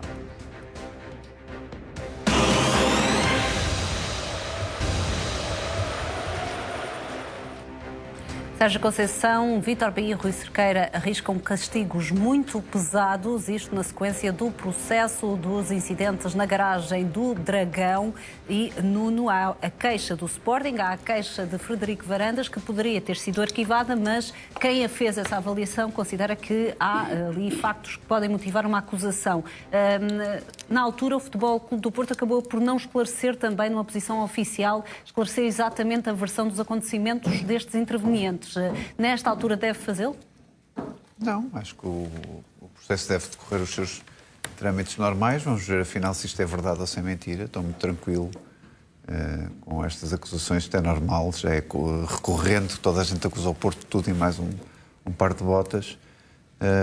Eu só acho engraçado que a celeridade da justiça é uma quando, por exemplo, alguém chama bandido a alguém repetidamente e nada acontece. E por isso se o telemóvel caiu ou se não caiu, acho interessante. Deixa um processo que ainda pode demorar, não é? Pode, mas... Sérgio Conceição, Rui Cerqueira e Vítor Bahia ainda vão ter a oportunidade de apresentar a sua defesa. O Nuno está novamente com as manobras É de diversão. engraçado. Estamos a falar de planos diferentes. Quando chamamos num plano E de justiça diferente, diferente. bandido a alguém, até dentro de alguma instalação desportiva ou de repetir, nada acontece. É tudo normal. Quando se chama, e sou um árbitro, acontece qualquer coisa, mas quando se chama um dirigente do futebol, não acontece nada. Por isso, enfim. E então, por isso, Mas aqui podemos estamos a falar bater, de um caso Não podemos de bater nem agressão. agredir. Há aqui a acusação, fala em agressão e A acusação não quer tentativa dizer de que seja agressão. não é? verdade. Por isso é apenas uma acusação e estaremos pacientemente à espera da pessoa que acusou os 3 indivíduos do Futebol Clube do Porto e vamos ver o que é que isto dá. Sérgio, havendo esta acusação, a Comissão de Instrutores ter validado as queixas do Sporting e de Frederico Varandas, quer dizer exatamente o quê? Havia provas fortes que indiciam que as coisas aconteceram como foram narradas pelo presidente do Sporting? Quer dizer que o instrutor da Comissão de Instrutores achou que sim, mas isso está muito longe de ser... indício pode ser, mas está muito longe de concluirmos que vai haver um castigo. Lembro-me recentemente do caso do inquérito ao Belenenses SAD Benfica, em que a Comissão de Instrutores propôs um arquivamento porque considerava que a Liga não tinha nenhuma responsabilidade naquele adiamento, naquele jogo, na realização do jogo, e a Conselho de Disciplina arrasou completamente a conclusão da Comissão de Instrutores, depois da audiência disciplinar em que ouviu o Rui Pedro Soares, e tomou uma decisão, a mesma decisão, mas pelo caminho contrário. Isto é uma coisa um bocadinho estranha, mas foi isso que aconteceu. E aqui pode acontecer a mesma coisa. Por aquilo que já li, e não conheço ao detalhe o despacho da acusação, por aquilo que já li, a acusação resulta de testemunhos das pessoas do Sporting. Tenho dúvidas que sustente uma sanção se for só isso, se não houver imagens, se não houver relatórios de delegados, se não houver relatórios da polícia, se não houver mais do que testemunhos das pessoas que são parte interessada, obviamente, na conclusão deste processo desta forma. Portanto, vamos ver, vai haver uma audiência disciplinar, onde os acusados terão a oportunidade, se o quiserem, se não dispensarem, de se justificar e de explicar o que é que a sua versão dos factos, e vamos ver o que é que o Conselho de Disciplina vai decidir. Eu tenho dúvidas que apenas com base nos testemunhos das pessoas do Sporting seja fácil obter uma condenação. O que não significa que não tenha acontecido. Mas ter acontecido ou não ter acontecido não é o mais importante, é provar que aconteceu ou não aconteceu. Exatamente, estamos de acordo. Essa é a parte que... Sem prova é considerado delírio, provavelmente. Se não houver uma prova, ou com base em imagens de videovigilância, por aquilo que sei, não mostram muita coisa as imagens de videovigilância, porque creio que foi num ponto distante. Creio que o delegado que escreveu foi com base em relatos das pessoas do Sporting. Não sei que tipo de prova concludente não sejam testemunhos de pessoas interessadas no processo. É que haverá no processo, mas quero ver a conclusão do Conselho de Disciplina, que imagino que demore mais 2 semanas, por aí, no máximo, acho eu. Já agora há um detalhe, haja um castigo, se houver castigos agora, vão ser castigos convenientemente para impedir os arguidos de irem passar férias em junho, porque são castigos só se for para ir à praia, não é? Porque vão, mais uma vez, é muito habitual haver os castigos que chegam numa altura muito conveniente, que é no mês de junho, que é quando são perfeitamente inúteis. E João Brás Frade já mudou para os seus óculos vermelhos, João. Parece que há a haver castigo. Este ver ao longe é para eu ver o Nuno melhor. Quando é coisas de garagem. E já agora o Nuno tem também os óculos azuis ali. O casaco. João, perguntava-te, porque também foi uma questão que vários adeptos falaram quando se soube desta acusação, que há haver castigo nesta fase, que seria um castigo para ser cumprido nas férias, não é? Não, eu tenho uma opinião diferente deles dois. Eu acho que não vai acontecer nada. O Porto nunca acontece nada. E, portanto, não existiu. Ainda vão dizer que o Dr. Varandas mentiu. E com sorte ainda se vai conseguir demonstrar que o agredido foi o Vítor Bahia e aquele tipo da imprensa, mais o baixinho. Com sorte o Gonçalo Inácio ainda anula o castigo e castiga o Gonçalo Inácio. Quer dizer, vamos lá ver uma coisa. Isto é uma bandalheira que não existe em mais lado nenhum. Já vamos voltar a este tema, João, até porque importa nesta altura conhecermos os destaques do Jornal da Meia-Noite. Boa noite. 2 pessoas morreram num acidente que levou ao corte da A1 junto à saída de Alhandra. Um dos carros estava a circular em contramão. Estas são imagens que chegaram à redação da CMTV e que mostram precisamente esse carro. É um dos envolvidos neste acidente. Está aqui em contramão naquela que é uma das principais autoestradas do país. O acidente aconteceu pouco depois das 8 da noite. 2 pessoas morreram, estavam encarceradas. Há também 2 feridos a registar. Temos reportagem mais à frente no Jornal da Meia-Noite. Destaque também para o homem que foi abatido pela PSP depois de ter feito vários reféns numa casa em Algés. Agiu depois de ter sido rejeitado por uma mulher por quem estava interessado. Durante o sequestro e munido de 2 facas, fez 2 feridos, entre eles um agente da PSP. No Porto continua a escalada de tensão. A guerra entre grupos rivais já fez um morto na madrugada do último domingo. Há já registro de vários atos de vingança que envolvem disparos em plena via pública. Atualizamos todos os dados deste caso e olhamos para as principais imagens no Jornal da Meia-Noite. Em Fátima, milhares de fiéis estiveram no santuário para assistir à procissão das velas. A enchente deve manter-se durante os próximos dias. As imagens são sempre impressionantes. Quanto à Covid-19, avança já na próxima semana a 4ª dose da vacina. Vai ser administrada a quem tem mais de 80 anos e aos utentes dos lares de idosos. Isto numa altura em que o número de casos não para de aumentar. Soam os alarmes para a chegada da 6ª vaga da pandemia. A Finlândia oficializou o pedido de adesão à NATO. Tudo indica que o mesmo passo vai ser dado pela Suécia. A Rússia reage com a ameaça de uma guerra nuclear. No terreno, Kiev e Moscovo negociam a saída de soldados ucranianos que ainda estão na fábrica de Mariupol.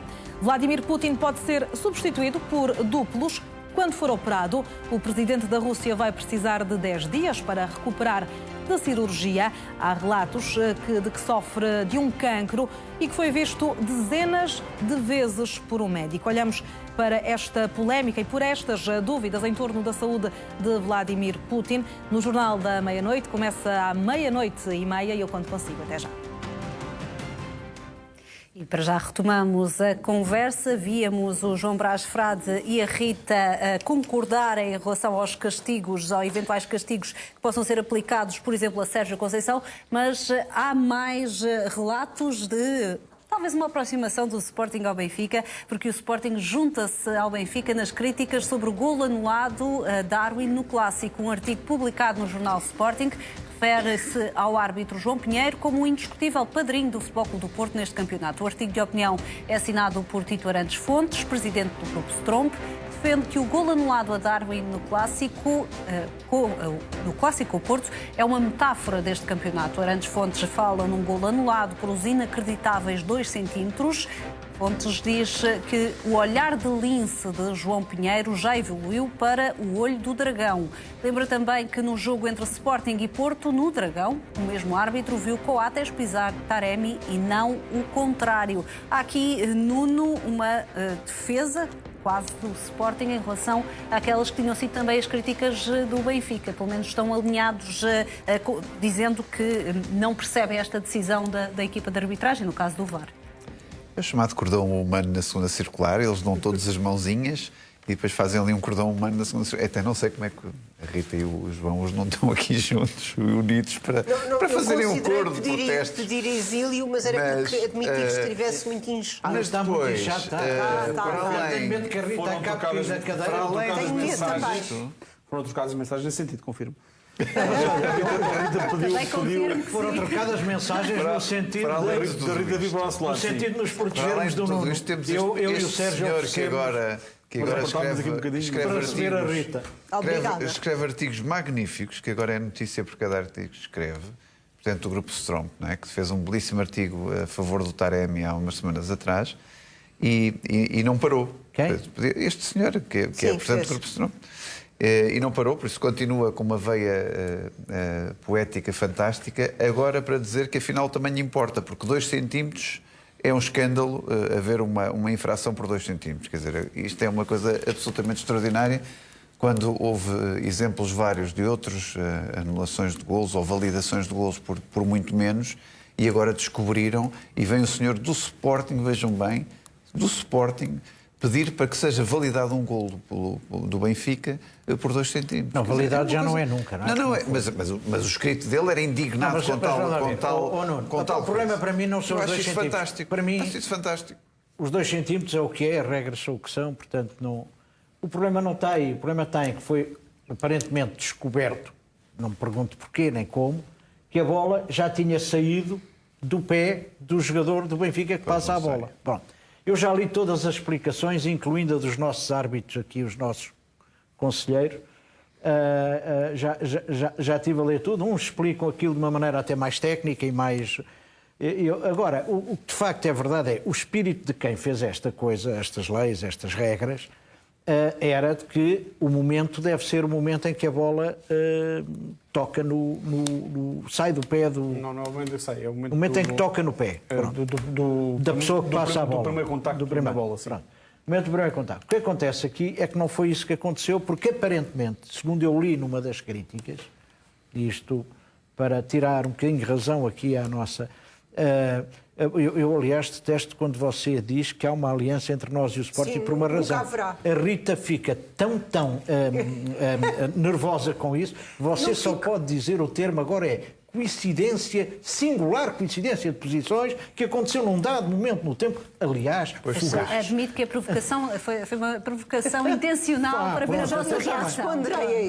Eu vi logo que a cara da Rita a mudar de cor e, portanto, pronto.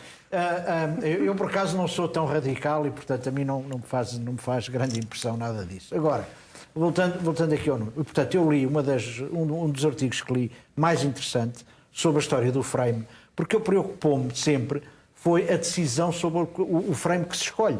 Porque, como o Nuno perceberá, e todos nós percebemos também, consoante escolha um frame mais atrás ou mais à frente, a decisão pode ser uma ou outra, neste caso ou noutros, indiferente agora para o caso. Ora bem, eu então o que é que li? Li que a pessoa que escolhe o frame, em tese, apesar de haver intervenção humana, não escolhe, quer dizer, não domina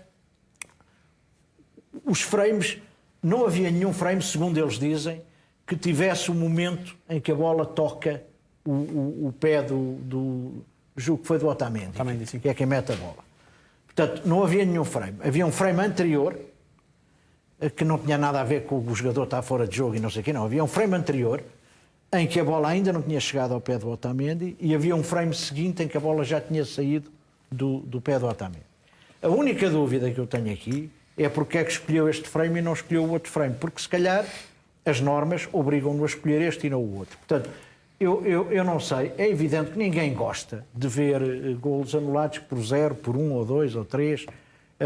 E é evidente, eu tenho visto pessoas defender, eu julgo que o Sérgio é uma delas, uma zona de cinzenta de 10 centímetros para a frente ou para trás e que permitam que se favoreça o avançado. Mas, João, mas isso não pode ser à vontade de freguês. Quer dizer, o que está estabelecido é isto. E sempre tivemos então, esta regra... o que é que eu acabei de dizer? Não, você tem que ouvir o que eu disse. Está bem, mas essa teoria do para trás e para a frente, ou de haver uma margem de segurança, uma margem de erro, isso não está estabelecido. Não, mas eu não falei de margem de erro nenhum. Há países há pessoas que defendem a margem de erro. Estou a dizer que há pessoas que defendem. Eu não estou a dizer isso. O que eu disse foi, em relação a este caso concreto, o que disseram foi, há 2 frames. Um frame antes de há um que ainda lá não está a bola e outro que a bola já saiu. A questão é... Porque é que é o segundo que é usado e não o primeiro? Se não há contacto com a bola, não. Exatamente. Não pode Portanto, sair, é por causa da regra. A regra obriga a que seja assim. De qualquer maneira, de facto, o que é que acontece? É que a consequência prática disso é que, de facto, o jogador, provavelmente, no momento em que a bola sai do pé do Otamendi, não estaria fora de jogo. Provavelmente não estaria. Tem que se basear nas únicas mas face às regras está. Claro, como é evidente. Não há nada a fazer. E Rita, porquê é que te parece que nesta altura... eu dei-me ao trabalho de ler tudo o que havia sobre isto, para ver se percebia. Alguém que também representa o Sporting como grande adepto, que é... se alinha este discurso do Benfica. Tenho usado o exemplo de Darwin. Porque é que achas que o fez e achas que deve ser... Eu tenho que fazer aqui uma declaração de interesses. Eu conheço perfeitamente o Dr. Tito Fontes e discordo dele tantas vezes quanto o estimo. E, portanto, discordei no artigo que escreveu, não de uma forma tão entusiástica quanto o Nuno, mas discordei dos termos em que se referiu ao Taremi e agora volto a discordar para mais vindo de um jurista. Nós podemos discutir o acerto das regras. Certo. Mas as regras são o que são e devem ser aplicadas tal e qual como são no momento em que são. Diferente é a discussão, e eu ouvi o diretor desportivo / ex-comentador a falar de frames e achei que finalmente estava a falar de algo que lhe era verdadeiramente familiar, o Rui Pedro Brás, a falar que o árbitro escolheu o frame e repetiu isso imensas vezes. Bom, eu não sei se escolheu. Nós podemos discutir se aquele momento que foi apanhado é o momento que devia ser. Mas existindo a regra, se o momento que foi apanhado é aquele, então a consequência tem de ser aquela. Ponto. E, portanto, eu lamento desiludir o Nuno, mas o tamanho importa sempre. Portanto, estava muito espantado, mas sim importa. Mas o cumprimento das regras também. E, portanto, aqui, mais uma vez, acho que é o segundo artigo, eu, pela minha parte, eu devo dizer uma coisa, o Dr. Tito Fontes já foi presidente da Assembleia Geral da SAD, penso eu que não estou a dizer mal, mas neste momento não é. E, portanto, representa o Sporting tanto quanto representa qualquer adepto. Eu, por exemplo, não me revejo nem neste texto nem no outro, sem que isso represente que eu tenha uma aliança com o Porto ou com o Benfica, porque quero deixar claro, estou aqui em voz própria, mas a minha única aliança é com o Sporting, sempre. E volto a referir que eu gosto sempre de deixar umas provocaçõezinhas, porque gosto muito de ver as vossas reações. Mas, Sérgio, nesta questão do frame, é possível não haver o frame da altura em que a bola ainda está no pé? Porque, por exemplo, nós editamos vídeo aqui. De vez em quando também vais lá tirar uns frames, precisamente. Sim. E por isso pergunto-te, porque no programa que usamos, É possível. Andamos frame a frame, literalmente frame a frame, e portanto é possível apanhar esses momentos. Não sei se exatamente qual é o programa poderá usar os árbitros que estão na função de VAR, mas é possível que não haja esse frame, que não exista? Eu, como acredito na seriedade das pessoas, e acredito, não particularmente, mas acredito que o João Pinheiro é um árbitro sério, obviamente que este frame que é escolhido, que dá a ideia que a bola está a sair, ou não está ali arrastada do pé de Otamendi, é o frame que tem que ser usado, ou é o frame que pode ser usado por ele. Portanto, não tenho nenhum problema com isso. Questiono muito aqui várias coisas, mas não questiono de hoje, e há aqui um problema grave para mim, que é estas discussões só se levantam quando chega a mostrar o nariz de alguém. Esta discussão que estamos a ter agora, a mostrar o nariz, quando as pessoas não gostam, não é, do que aconteceu, das consequências. Acho que quase nunca gostam. Quando o clube prejudicado nunca gosta. Obviamente, mas por isso é que se cria um caso, quando é a discussão sobre as linhas de fora de jogo, porque é uma medida irreal. Estamos a falar de um campo de Estádio da Luz, creio que tem um... Se não estou em erro, já houve um gol validado, se não me engano, por 0 pode centímetros, por 1 centímetro. Não, por 0. Já houve por 0 pelo menos 2, que eu me lembro. Mas o Estádio da Luz tem 105 metros de comprimento, o relevado tem 105 metros de comprimento. Estamos a falar de... Se a minha memória... E a frase é sua. É uma declaração polémica. A frase é da Rita. Foi uma frase preferida por ti. Certo. Se quiseres relembrar o contexto... Replicada. Contexto, já agora, para não haver mais interpretações. Fora de jogo. Muito contexto. Esta senhora que aqui está. Sérgio. Esta senhora. Agora não sei depois disto. Apontar é feio, mas é desta senhora. É desta senhora, mas no contexto do cumprimento das linhas de jogo. Eu estava aqui a fazer umas contas, mas acho que vou acabar com o António Guterres, que é uma questão de fazer contas. O Estádio da Luz tem 105 metros de... O relevado tem 105 metros de comprimento. O que quer dizer que são 10.500 centímetros. Estás a falar de tamanhos. 10.500 centímetros. É muito grande. 10.500 centímetros é muito tamanho. 10.500 centímetros e nós estamos a anular um golo por 2. Por 20 em 10.500 há 2 centímetros ou 1 centímetro que muda o resultado de um jogo, por exemplo. Acho que é uma aberração isto. Seja, mas nós estamos a aberração por causa disto. Devia existir uma margem de erro. Não, os holandeses, que não são conhecidos propriamente por serem um povo idiota, é um povo até bastante evoluído em muita coisa, resolveram um problema, ou pelo menos minimizaram, com linhas que têm uma largura de 5 centímetros. E quando as linhas se tocam ou sobrepõem, é linha, para eles, ponto final. E depois as pessoas dizem sempre, mas criar uma margem de erro, depois quando é aos 10, depois não aos 11. A questão é, se está 10 centímetros adiantado, está fora de jogo, não há dúvida nenhuma. Se é 1 centímetro, tenho dúvidas. Se é 10, não há dúvida nenhuma. E com essa margem de linhas mais grossas que sobrepõem ou não, voltamos a ter o conceito do em linha, porque o em linha é uma coisa que está nas leis de jogo. Em linha não está fora de jogo. Portanto, acho que é um problema que devia ter sido discutido desde o início, quando se introduziu isto tudo. Segunda coisa... É que isto não é a mesma coisa que margem de tolerância, era isto que eu queria referir há bocadinho. Na Holanda faz sim, na Premier League, vou introduzir também em breve, porque há muita discussão na Premier League à volta disso. Um erro que foi cometido pelo Conselho de Arbitragem desde o início, que agora é impossível reverter, foi a colocação da margem de fora de jogo. Quando se coloca ali 2 centímetros, 1 centímetro, obviamente que as pessoas vão vestir o frame para trás, para a frente.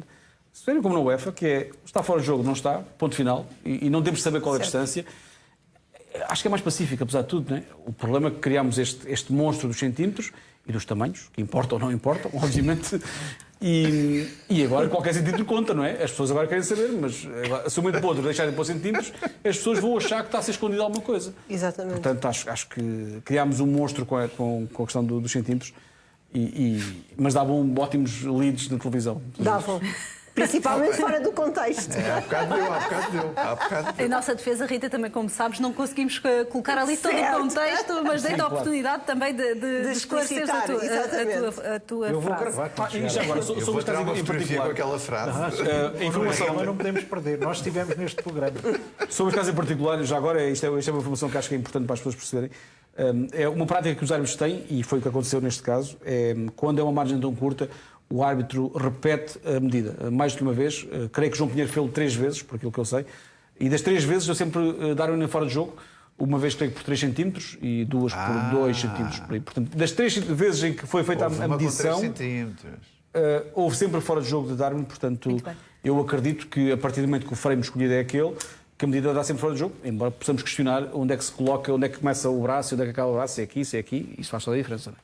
Ouvimos a posição de alguém ligado ao Sporting, Nuno, mas Francisco J. Marques fala também de outro momento relacionado com Darwin, que nada tem a ver com este gol anulado, tem a ver sim com a reação de Darwin após o gol de Zaidu. Vê-se nas imagens que já agora não são da transmissão, imagens amadoras, Darwin a empurrar um elemento da equipa técnica do Futebol Clube do Porto. Diz também Francisco J. Marques que teria tido um eco diferente se fosse um elemento do Futebol Clube do Porto a agir como é óbvio. Aliás, já vais ver pela reação aqui em estúdio. Eu vou já antever a reação aqui em estúdio. Se fosse um elemento do Porto, ou era o pescoço do desgraçado que era apertado, ou era um empurrão real, porque era do Porto, porque era não sei o que do Porto.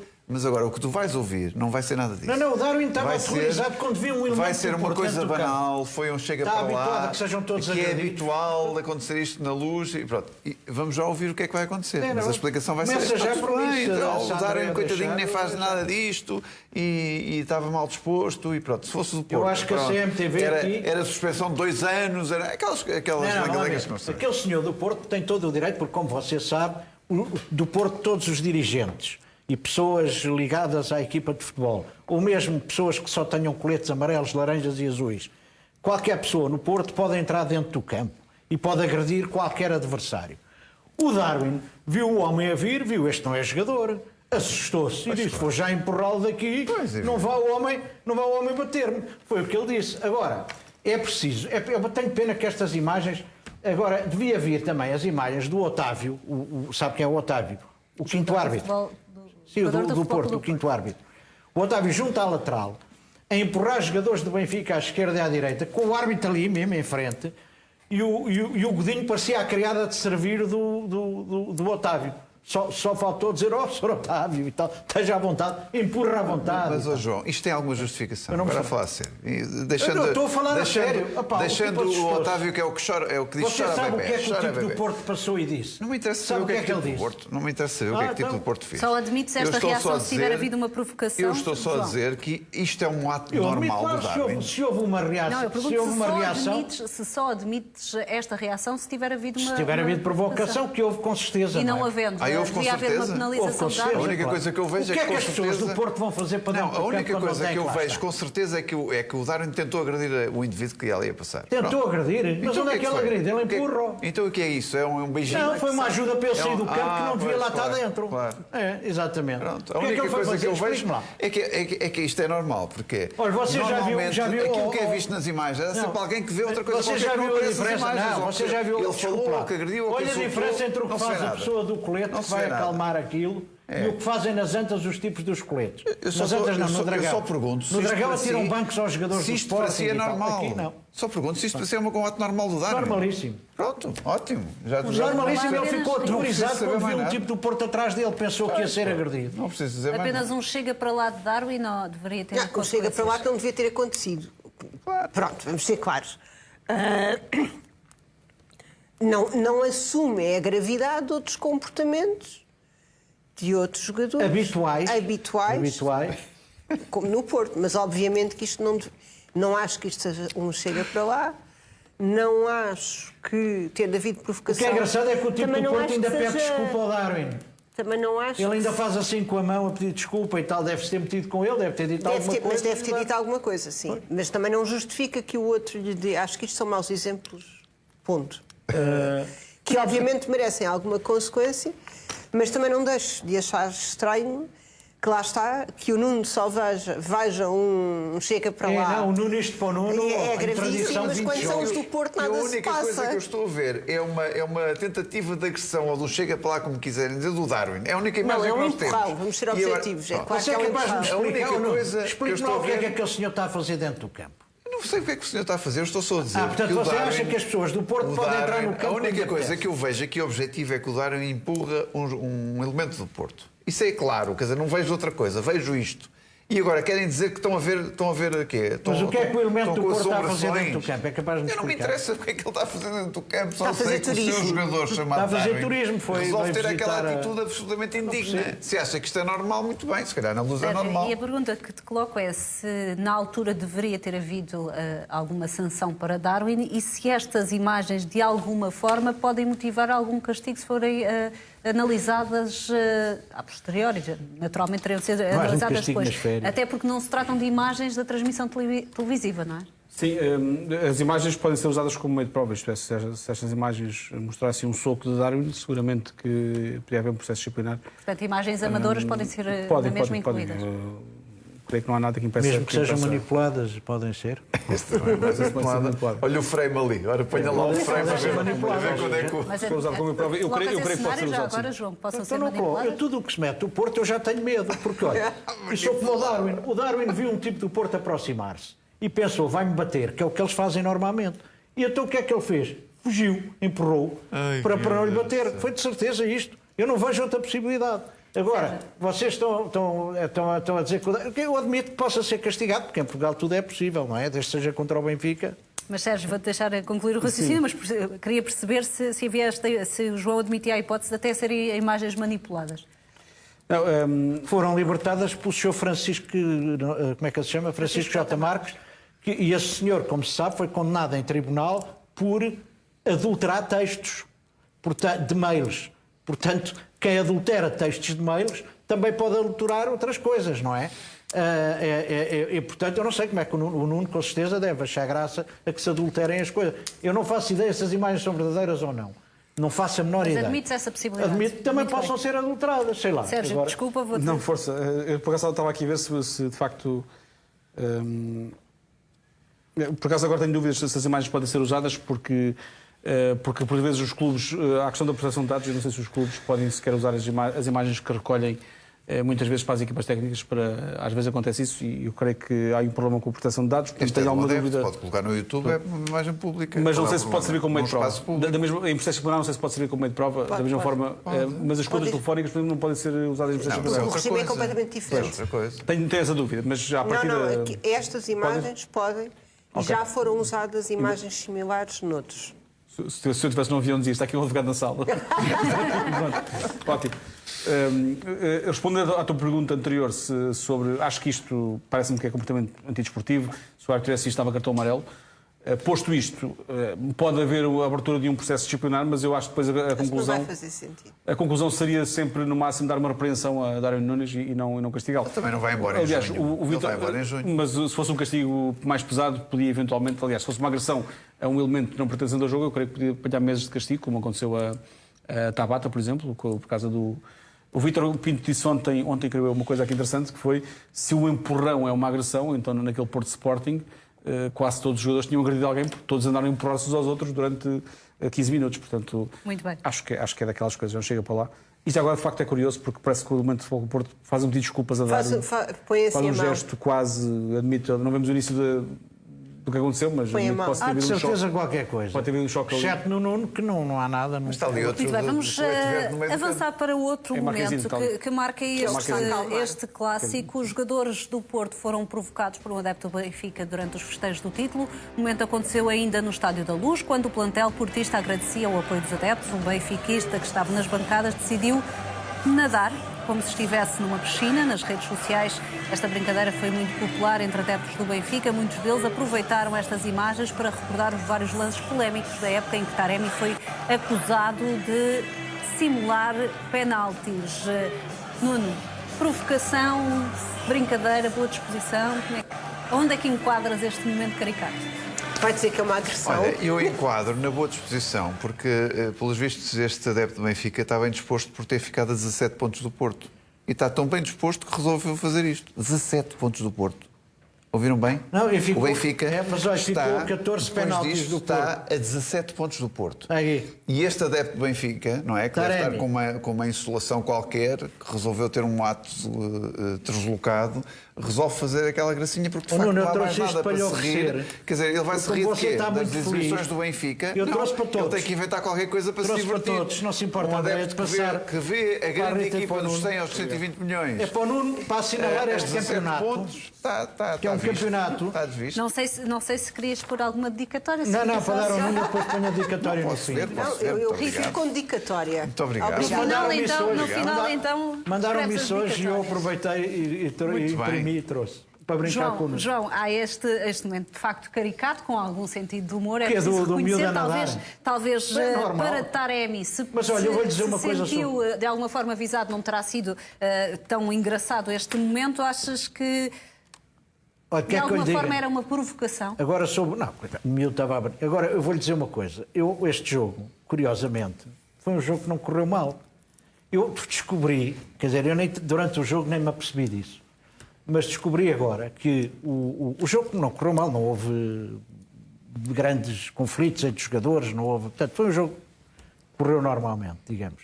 Uma cacetada aqui, outra cacetada ali, daquelas normais. Pronto. Como diria o Vítor Pinto, mais empurrão, menos empurrão, mas não houve nada de grave no jogo. A coisa engraçada é que cheguei ao fim, fui ver 8 cartões amarelos aos jogadores do Benfica. 8! E deviam ter sido mais. E os do Porto, acho que foram 2. É para ver a diferença de estar em campo. 8 cartões amarelos. Estar em campo. Não, isto é a diferença de ter o Godinho em campo. Não a maneira é. que tem aí, A olha, diferença de estar em campo. eu sobre isto estamos Vou conversados. guardar. Não, vai ser necessário no Rita, futuro. de alguma para forma, esta provocação... Foram 10, peço desculpa, 10 cartões amarelos. Eu sei disso, ao porque Benfica. foi um recorde, pelo menos, da Liga nos últimos 4 anos. Uma equipa levar 10 Portanto, cartões isto já amarelos. mostra bem o que é que... Sem nenhum o que é vermelho que- já agora. Esta provocação, que no fundo seria, penso eu também, uma insinuação de que Taremi, ao longo da temporada...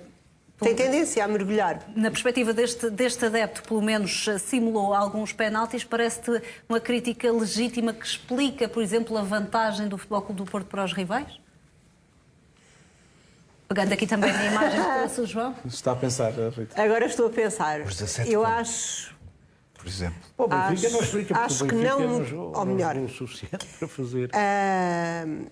Achei muita graça ao vídeo, primeiro, e portanto achei que foi uma pessoa com um claro sentido de humor e que já antecipava, de alguma forma, que o jogo pudesse correr assim, porque foi claramente equipado para o efeito.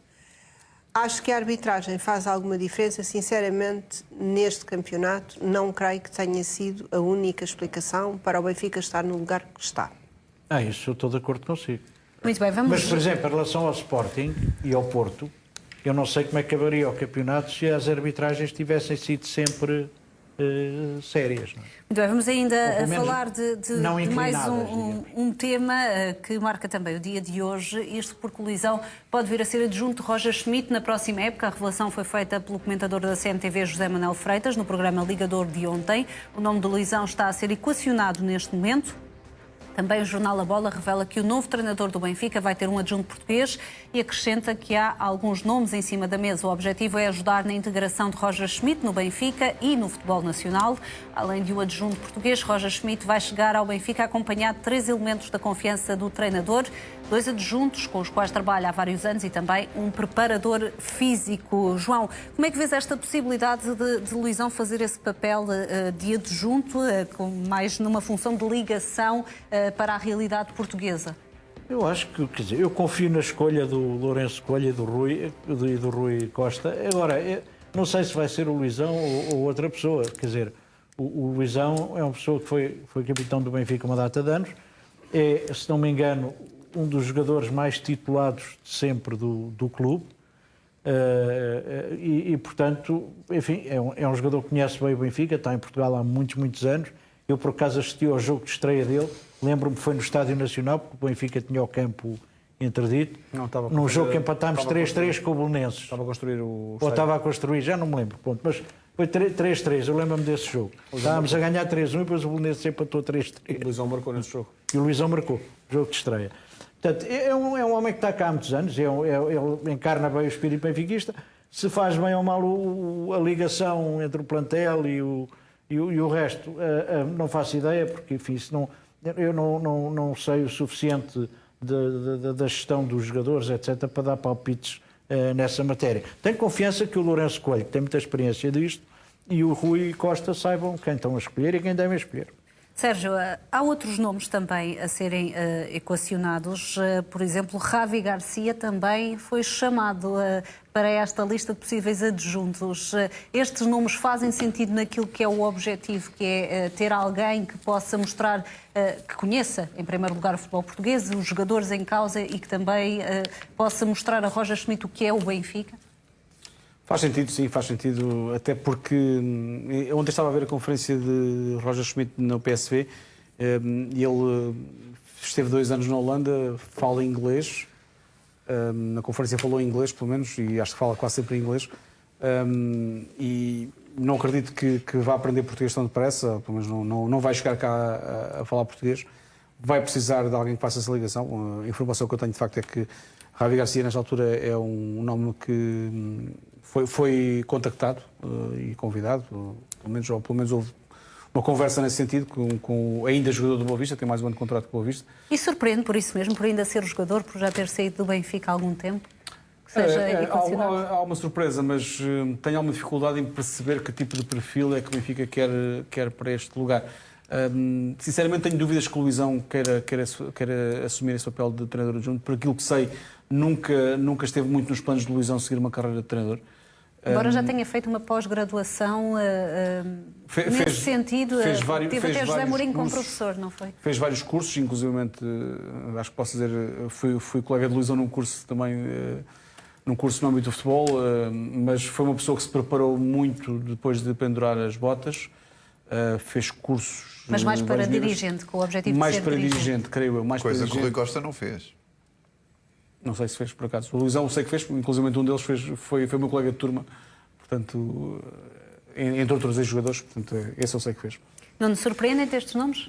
Não, eu estava à espera... Luizão e Javi Garcia? Eu estava à espera de um Rui Pedro Brás como adjunto, agora como a grande revelação. Rui Pedro Brás agora adjunto do Sr. Schmidt, porque tudo é possível no Benfica. Mas agora, com sinceridade, não. Quer dizer, Luizão, acho que é perfeitamente normal ser uma boa escolha para um treinador que cai aqui sem conhecer quase nada do Estádio da Luz e que, obviamente, Luizão é uma das partes integrantes do Estádio da Luz. Conhece como ninguém o clube e conhece como ninguém o plantel e os jogadores que estão disponíveis, e acho que podia ser uma franca ajuda para o Sr. Schmidt. Rita, faz sentido esta estratégia do Benfica em querer colocar alguém que sirva de ponto? Claro que faz. Claro que faz. Até porque haverá necessariamente um problema de comunicação. E, sinceramente, a ideia que eu tenho, com quase total desconhecimento, é que o Luizão, por exemplo, era um elemento agregador no balneário. É a ideia que passa.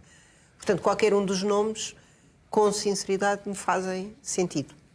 Sérgio, é um elemento agregador. Houve também algumas notícias de alguns jogadores mais alinhados com Rui Pedro Brás, outros mais com o Luizão, que poderia haver aí uma espécie de divisão de balneário. Penso que, se não estou aí a rir, se me puderes corrigir se estiver errada, ainda na altura de Jorge Jesus, que naturalmente o balneário pudesse estar um pouco mais dividido e que havia quase 2 fações. Não sei se é o termo correto. Tens alguma informação nesse sentido? Não sei se havia 2 fações. Havia... A partir de um certo ponto houve uma quebra clara na relação entre Jesus e os jogadores, e os resultados, os maus resultados que apareceram a partir de novembro, dezembro, expuseram muito isso no Benfica. O Luizão, eu creio que foi um bocadinho vítima também disso, no sentido que foi alguém que se aproxima da equipa de futebol a pedido de Jorge Jesus também, e foi se calhar isso que não contribuiu de alguma forma para que fosse tão consensual, acho eu. Portanto, ou seja, alguns jogadores encaravam como alguém ligado a Jorge Jesus, como forte ligação a Jorge Jesus. Talvez. E de facto há aqui algo que é... Luizão tem uma história como jogador tão importante no Benfica e tão rara no futebol moderno, tantos anos no clube, como capitão, muito emblemático. Creio que a imagem de Luizão e o próprio estatuto que ele tem no clube não pode estar dependente disto. Não faz sentido que o Luizão dependa de humores, de resultados e tudo mais, porque é a mesma coisa que questionar. O Luizão está no lote dos grandes jogadores do Benfica, no sentido de longevidade no clube, número de jogos, número de títulos conquistados. Não foi Eusébio, obviamente, não foi Chalano, não foi Diamantino, mas é um jogador com um peso muito importante da história do Benfica. E, portanto, acho que é um erro desgastar figuras como o Luizão em cargos de desgaste, como é um cargo de treinador. Como sempre, às quintas-feiras temos a rubrica Melhor e Pior da Semana e eu vou começar pela Rita. Rita, o melhor da tua semana? O melhor foi a exibição do Sporting, já sabendo que o Porto era campeão. E, portanto, acho que é um exemplo para um portimonense que, curiosamente, estava com mais garra do que no jogo com o Porto. E, portanto, destaco a atitude do Sporting nesse jogo. Pior da semana? O pior da semana é justamente a forma estranha que os adeptos do Porto têm de celebrar o título e que, pelos vistos, se arrasta até aos dias de hoje. E, portanto, não posso deixar de eleger a violência no desporto é um problema e, tomando estas proporções, é um problema gravíssimo. João, o teu melhor da semana? Bom, o melhor foi a conquista do bicampeonato de futebol feminino pelo Benfica e, portanto, o pior foi o Futebol Clube do Porto VAR, a morte e a violência da claque oficial do Futebol Clube do Porto a ensombrar os festejos que não deviam ser ensombrados, que são festejos de um campeonato, e a vitória do campeonato, do meu ponto de vista, já tinha sido assombrada pelo VAR, agora foi ensombrada por uma violência gratuita, de que o clube diretamente não tem responsabilidade, é verdade, mas que de facto não deixa de ser um momento triste para toda a gente. Nuno, acho que toda a gente consegue adivinhar o teu melhor da semana ou vais-nos surpreender? Não, mas eu vou fazer cantilena. Melhor da semana, Porto campeão, 5 anos de Sérgio Conceição, 3 vezes campeão nacional, 2 vezes nos quartos de final da Liga dos Campeões e uma vez nos oitavos de final da Liga dos Campeões. Por isso, isto para mim resume tudo. Para quem diz o que diz o Sérgio Conceição, ele é um excepcional treinador, está aprovado, não quer o outro. Escrevi hoje que eu acho que ele devia estar como o Alex Ferguson no Manchester por mais 15 anos. E já agora achas que é essa a vontade de Sérgio Conceição? Acho que sim. Se ele pensar bem, acho que sim. Se ele pensar bem, acho que sim. Ele seguramente é uma pessoa... não conta que se conquistar a dobradinha, que há um sentimento de dever cumprido por parte de Sérgio Conceição que o pode fazer olhar para o outro... O dever cumprido de Sérgio Conceição é ser campeão europeu pelo Porto. Isso é que é um dever cumprido de Sérgio Conceição. Realista? Se o mesmo aconteceu com o José Mourinho e aconteceu no passado com o Artur Jorge, por que não? Com o Sérgio Conceição. Acho que é normal, é um sonho perfeitamente legítimo. Se teve 2 vezes nos quartos de final da Liga dos Campeões, uma delas até ganhou o Chelsea na segunda mão dos quartos de final, por que não? Qual é o problema disto? É a partir dos oitavos de final, dos quartos de final, tudo é possível. E o João Barros Frades viu também com o Liverpool que há certas possibilidades que uma pessoa pensa que não existem no início. Mas o pior, obviamente, que esta trágica morte, quer dizer, 2 adeptos do Porto envolverem-se, aparentemente, um tirar a vida ao outro, isto é uma tragédia sem fim, e espero que não tenha que falar mais sobre estes assuntos nos próximos anos, sinceramente, que é sinal que as coisas vão melhorar. Sérgio, melhor da semana? O emoji do Rui Vitória. Eu aprecio muito pessoas que conseguem passar grandes mensagens com poucas palavras. No caso do Rui Vitória... Já me estão a tirar o pio. No caso do Rui Vitória, nem foi preciso uma palavra. Acho que aquela imagem, aquele emoji tem tanta força, tanto significado. Acho que é um golpe muito forte que o Rui Vitória dá sem ter que vir a público dizer nada.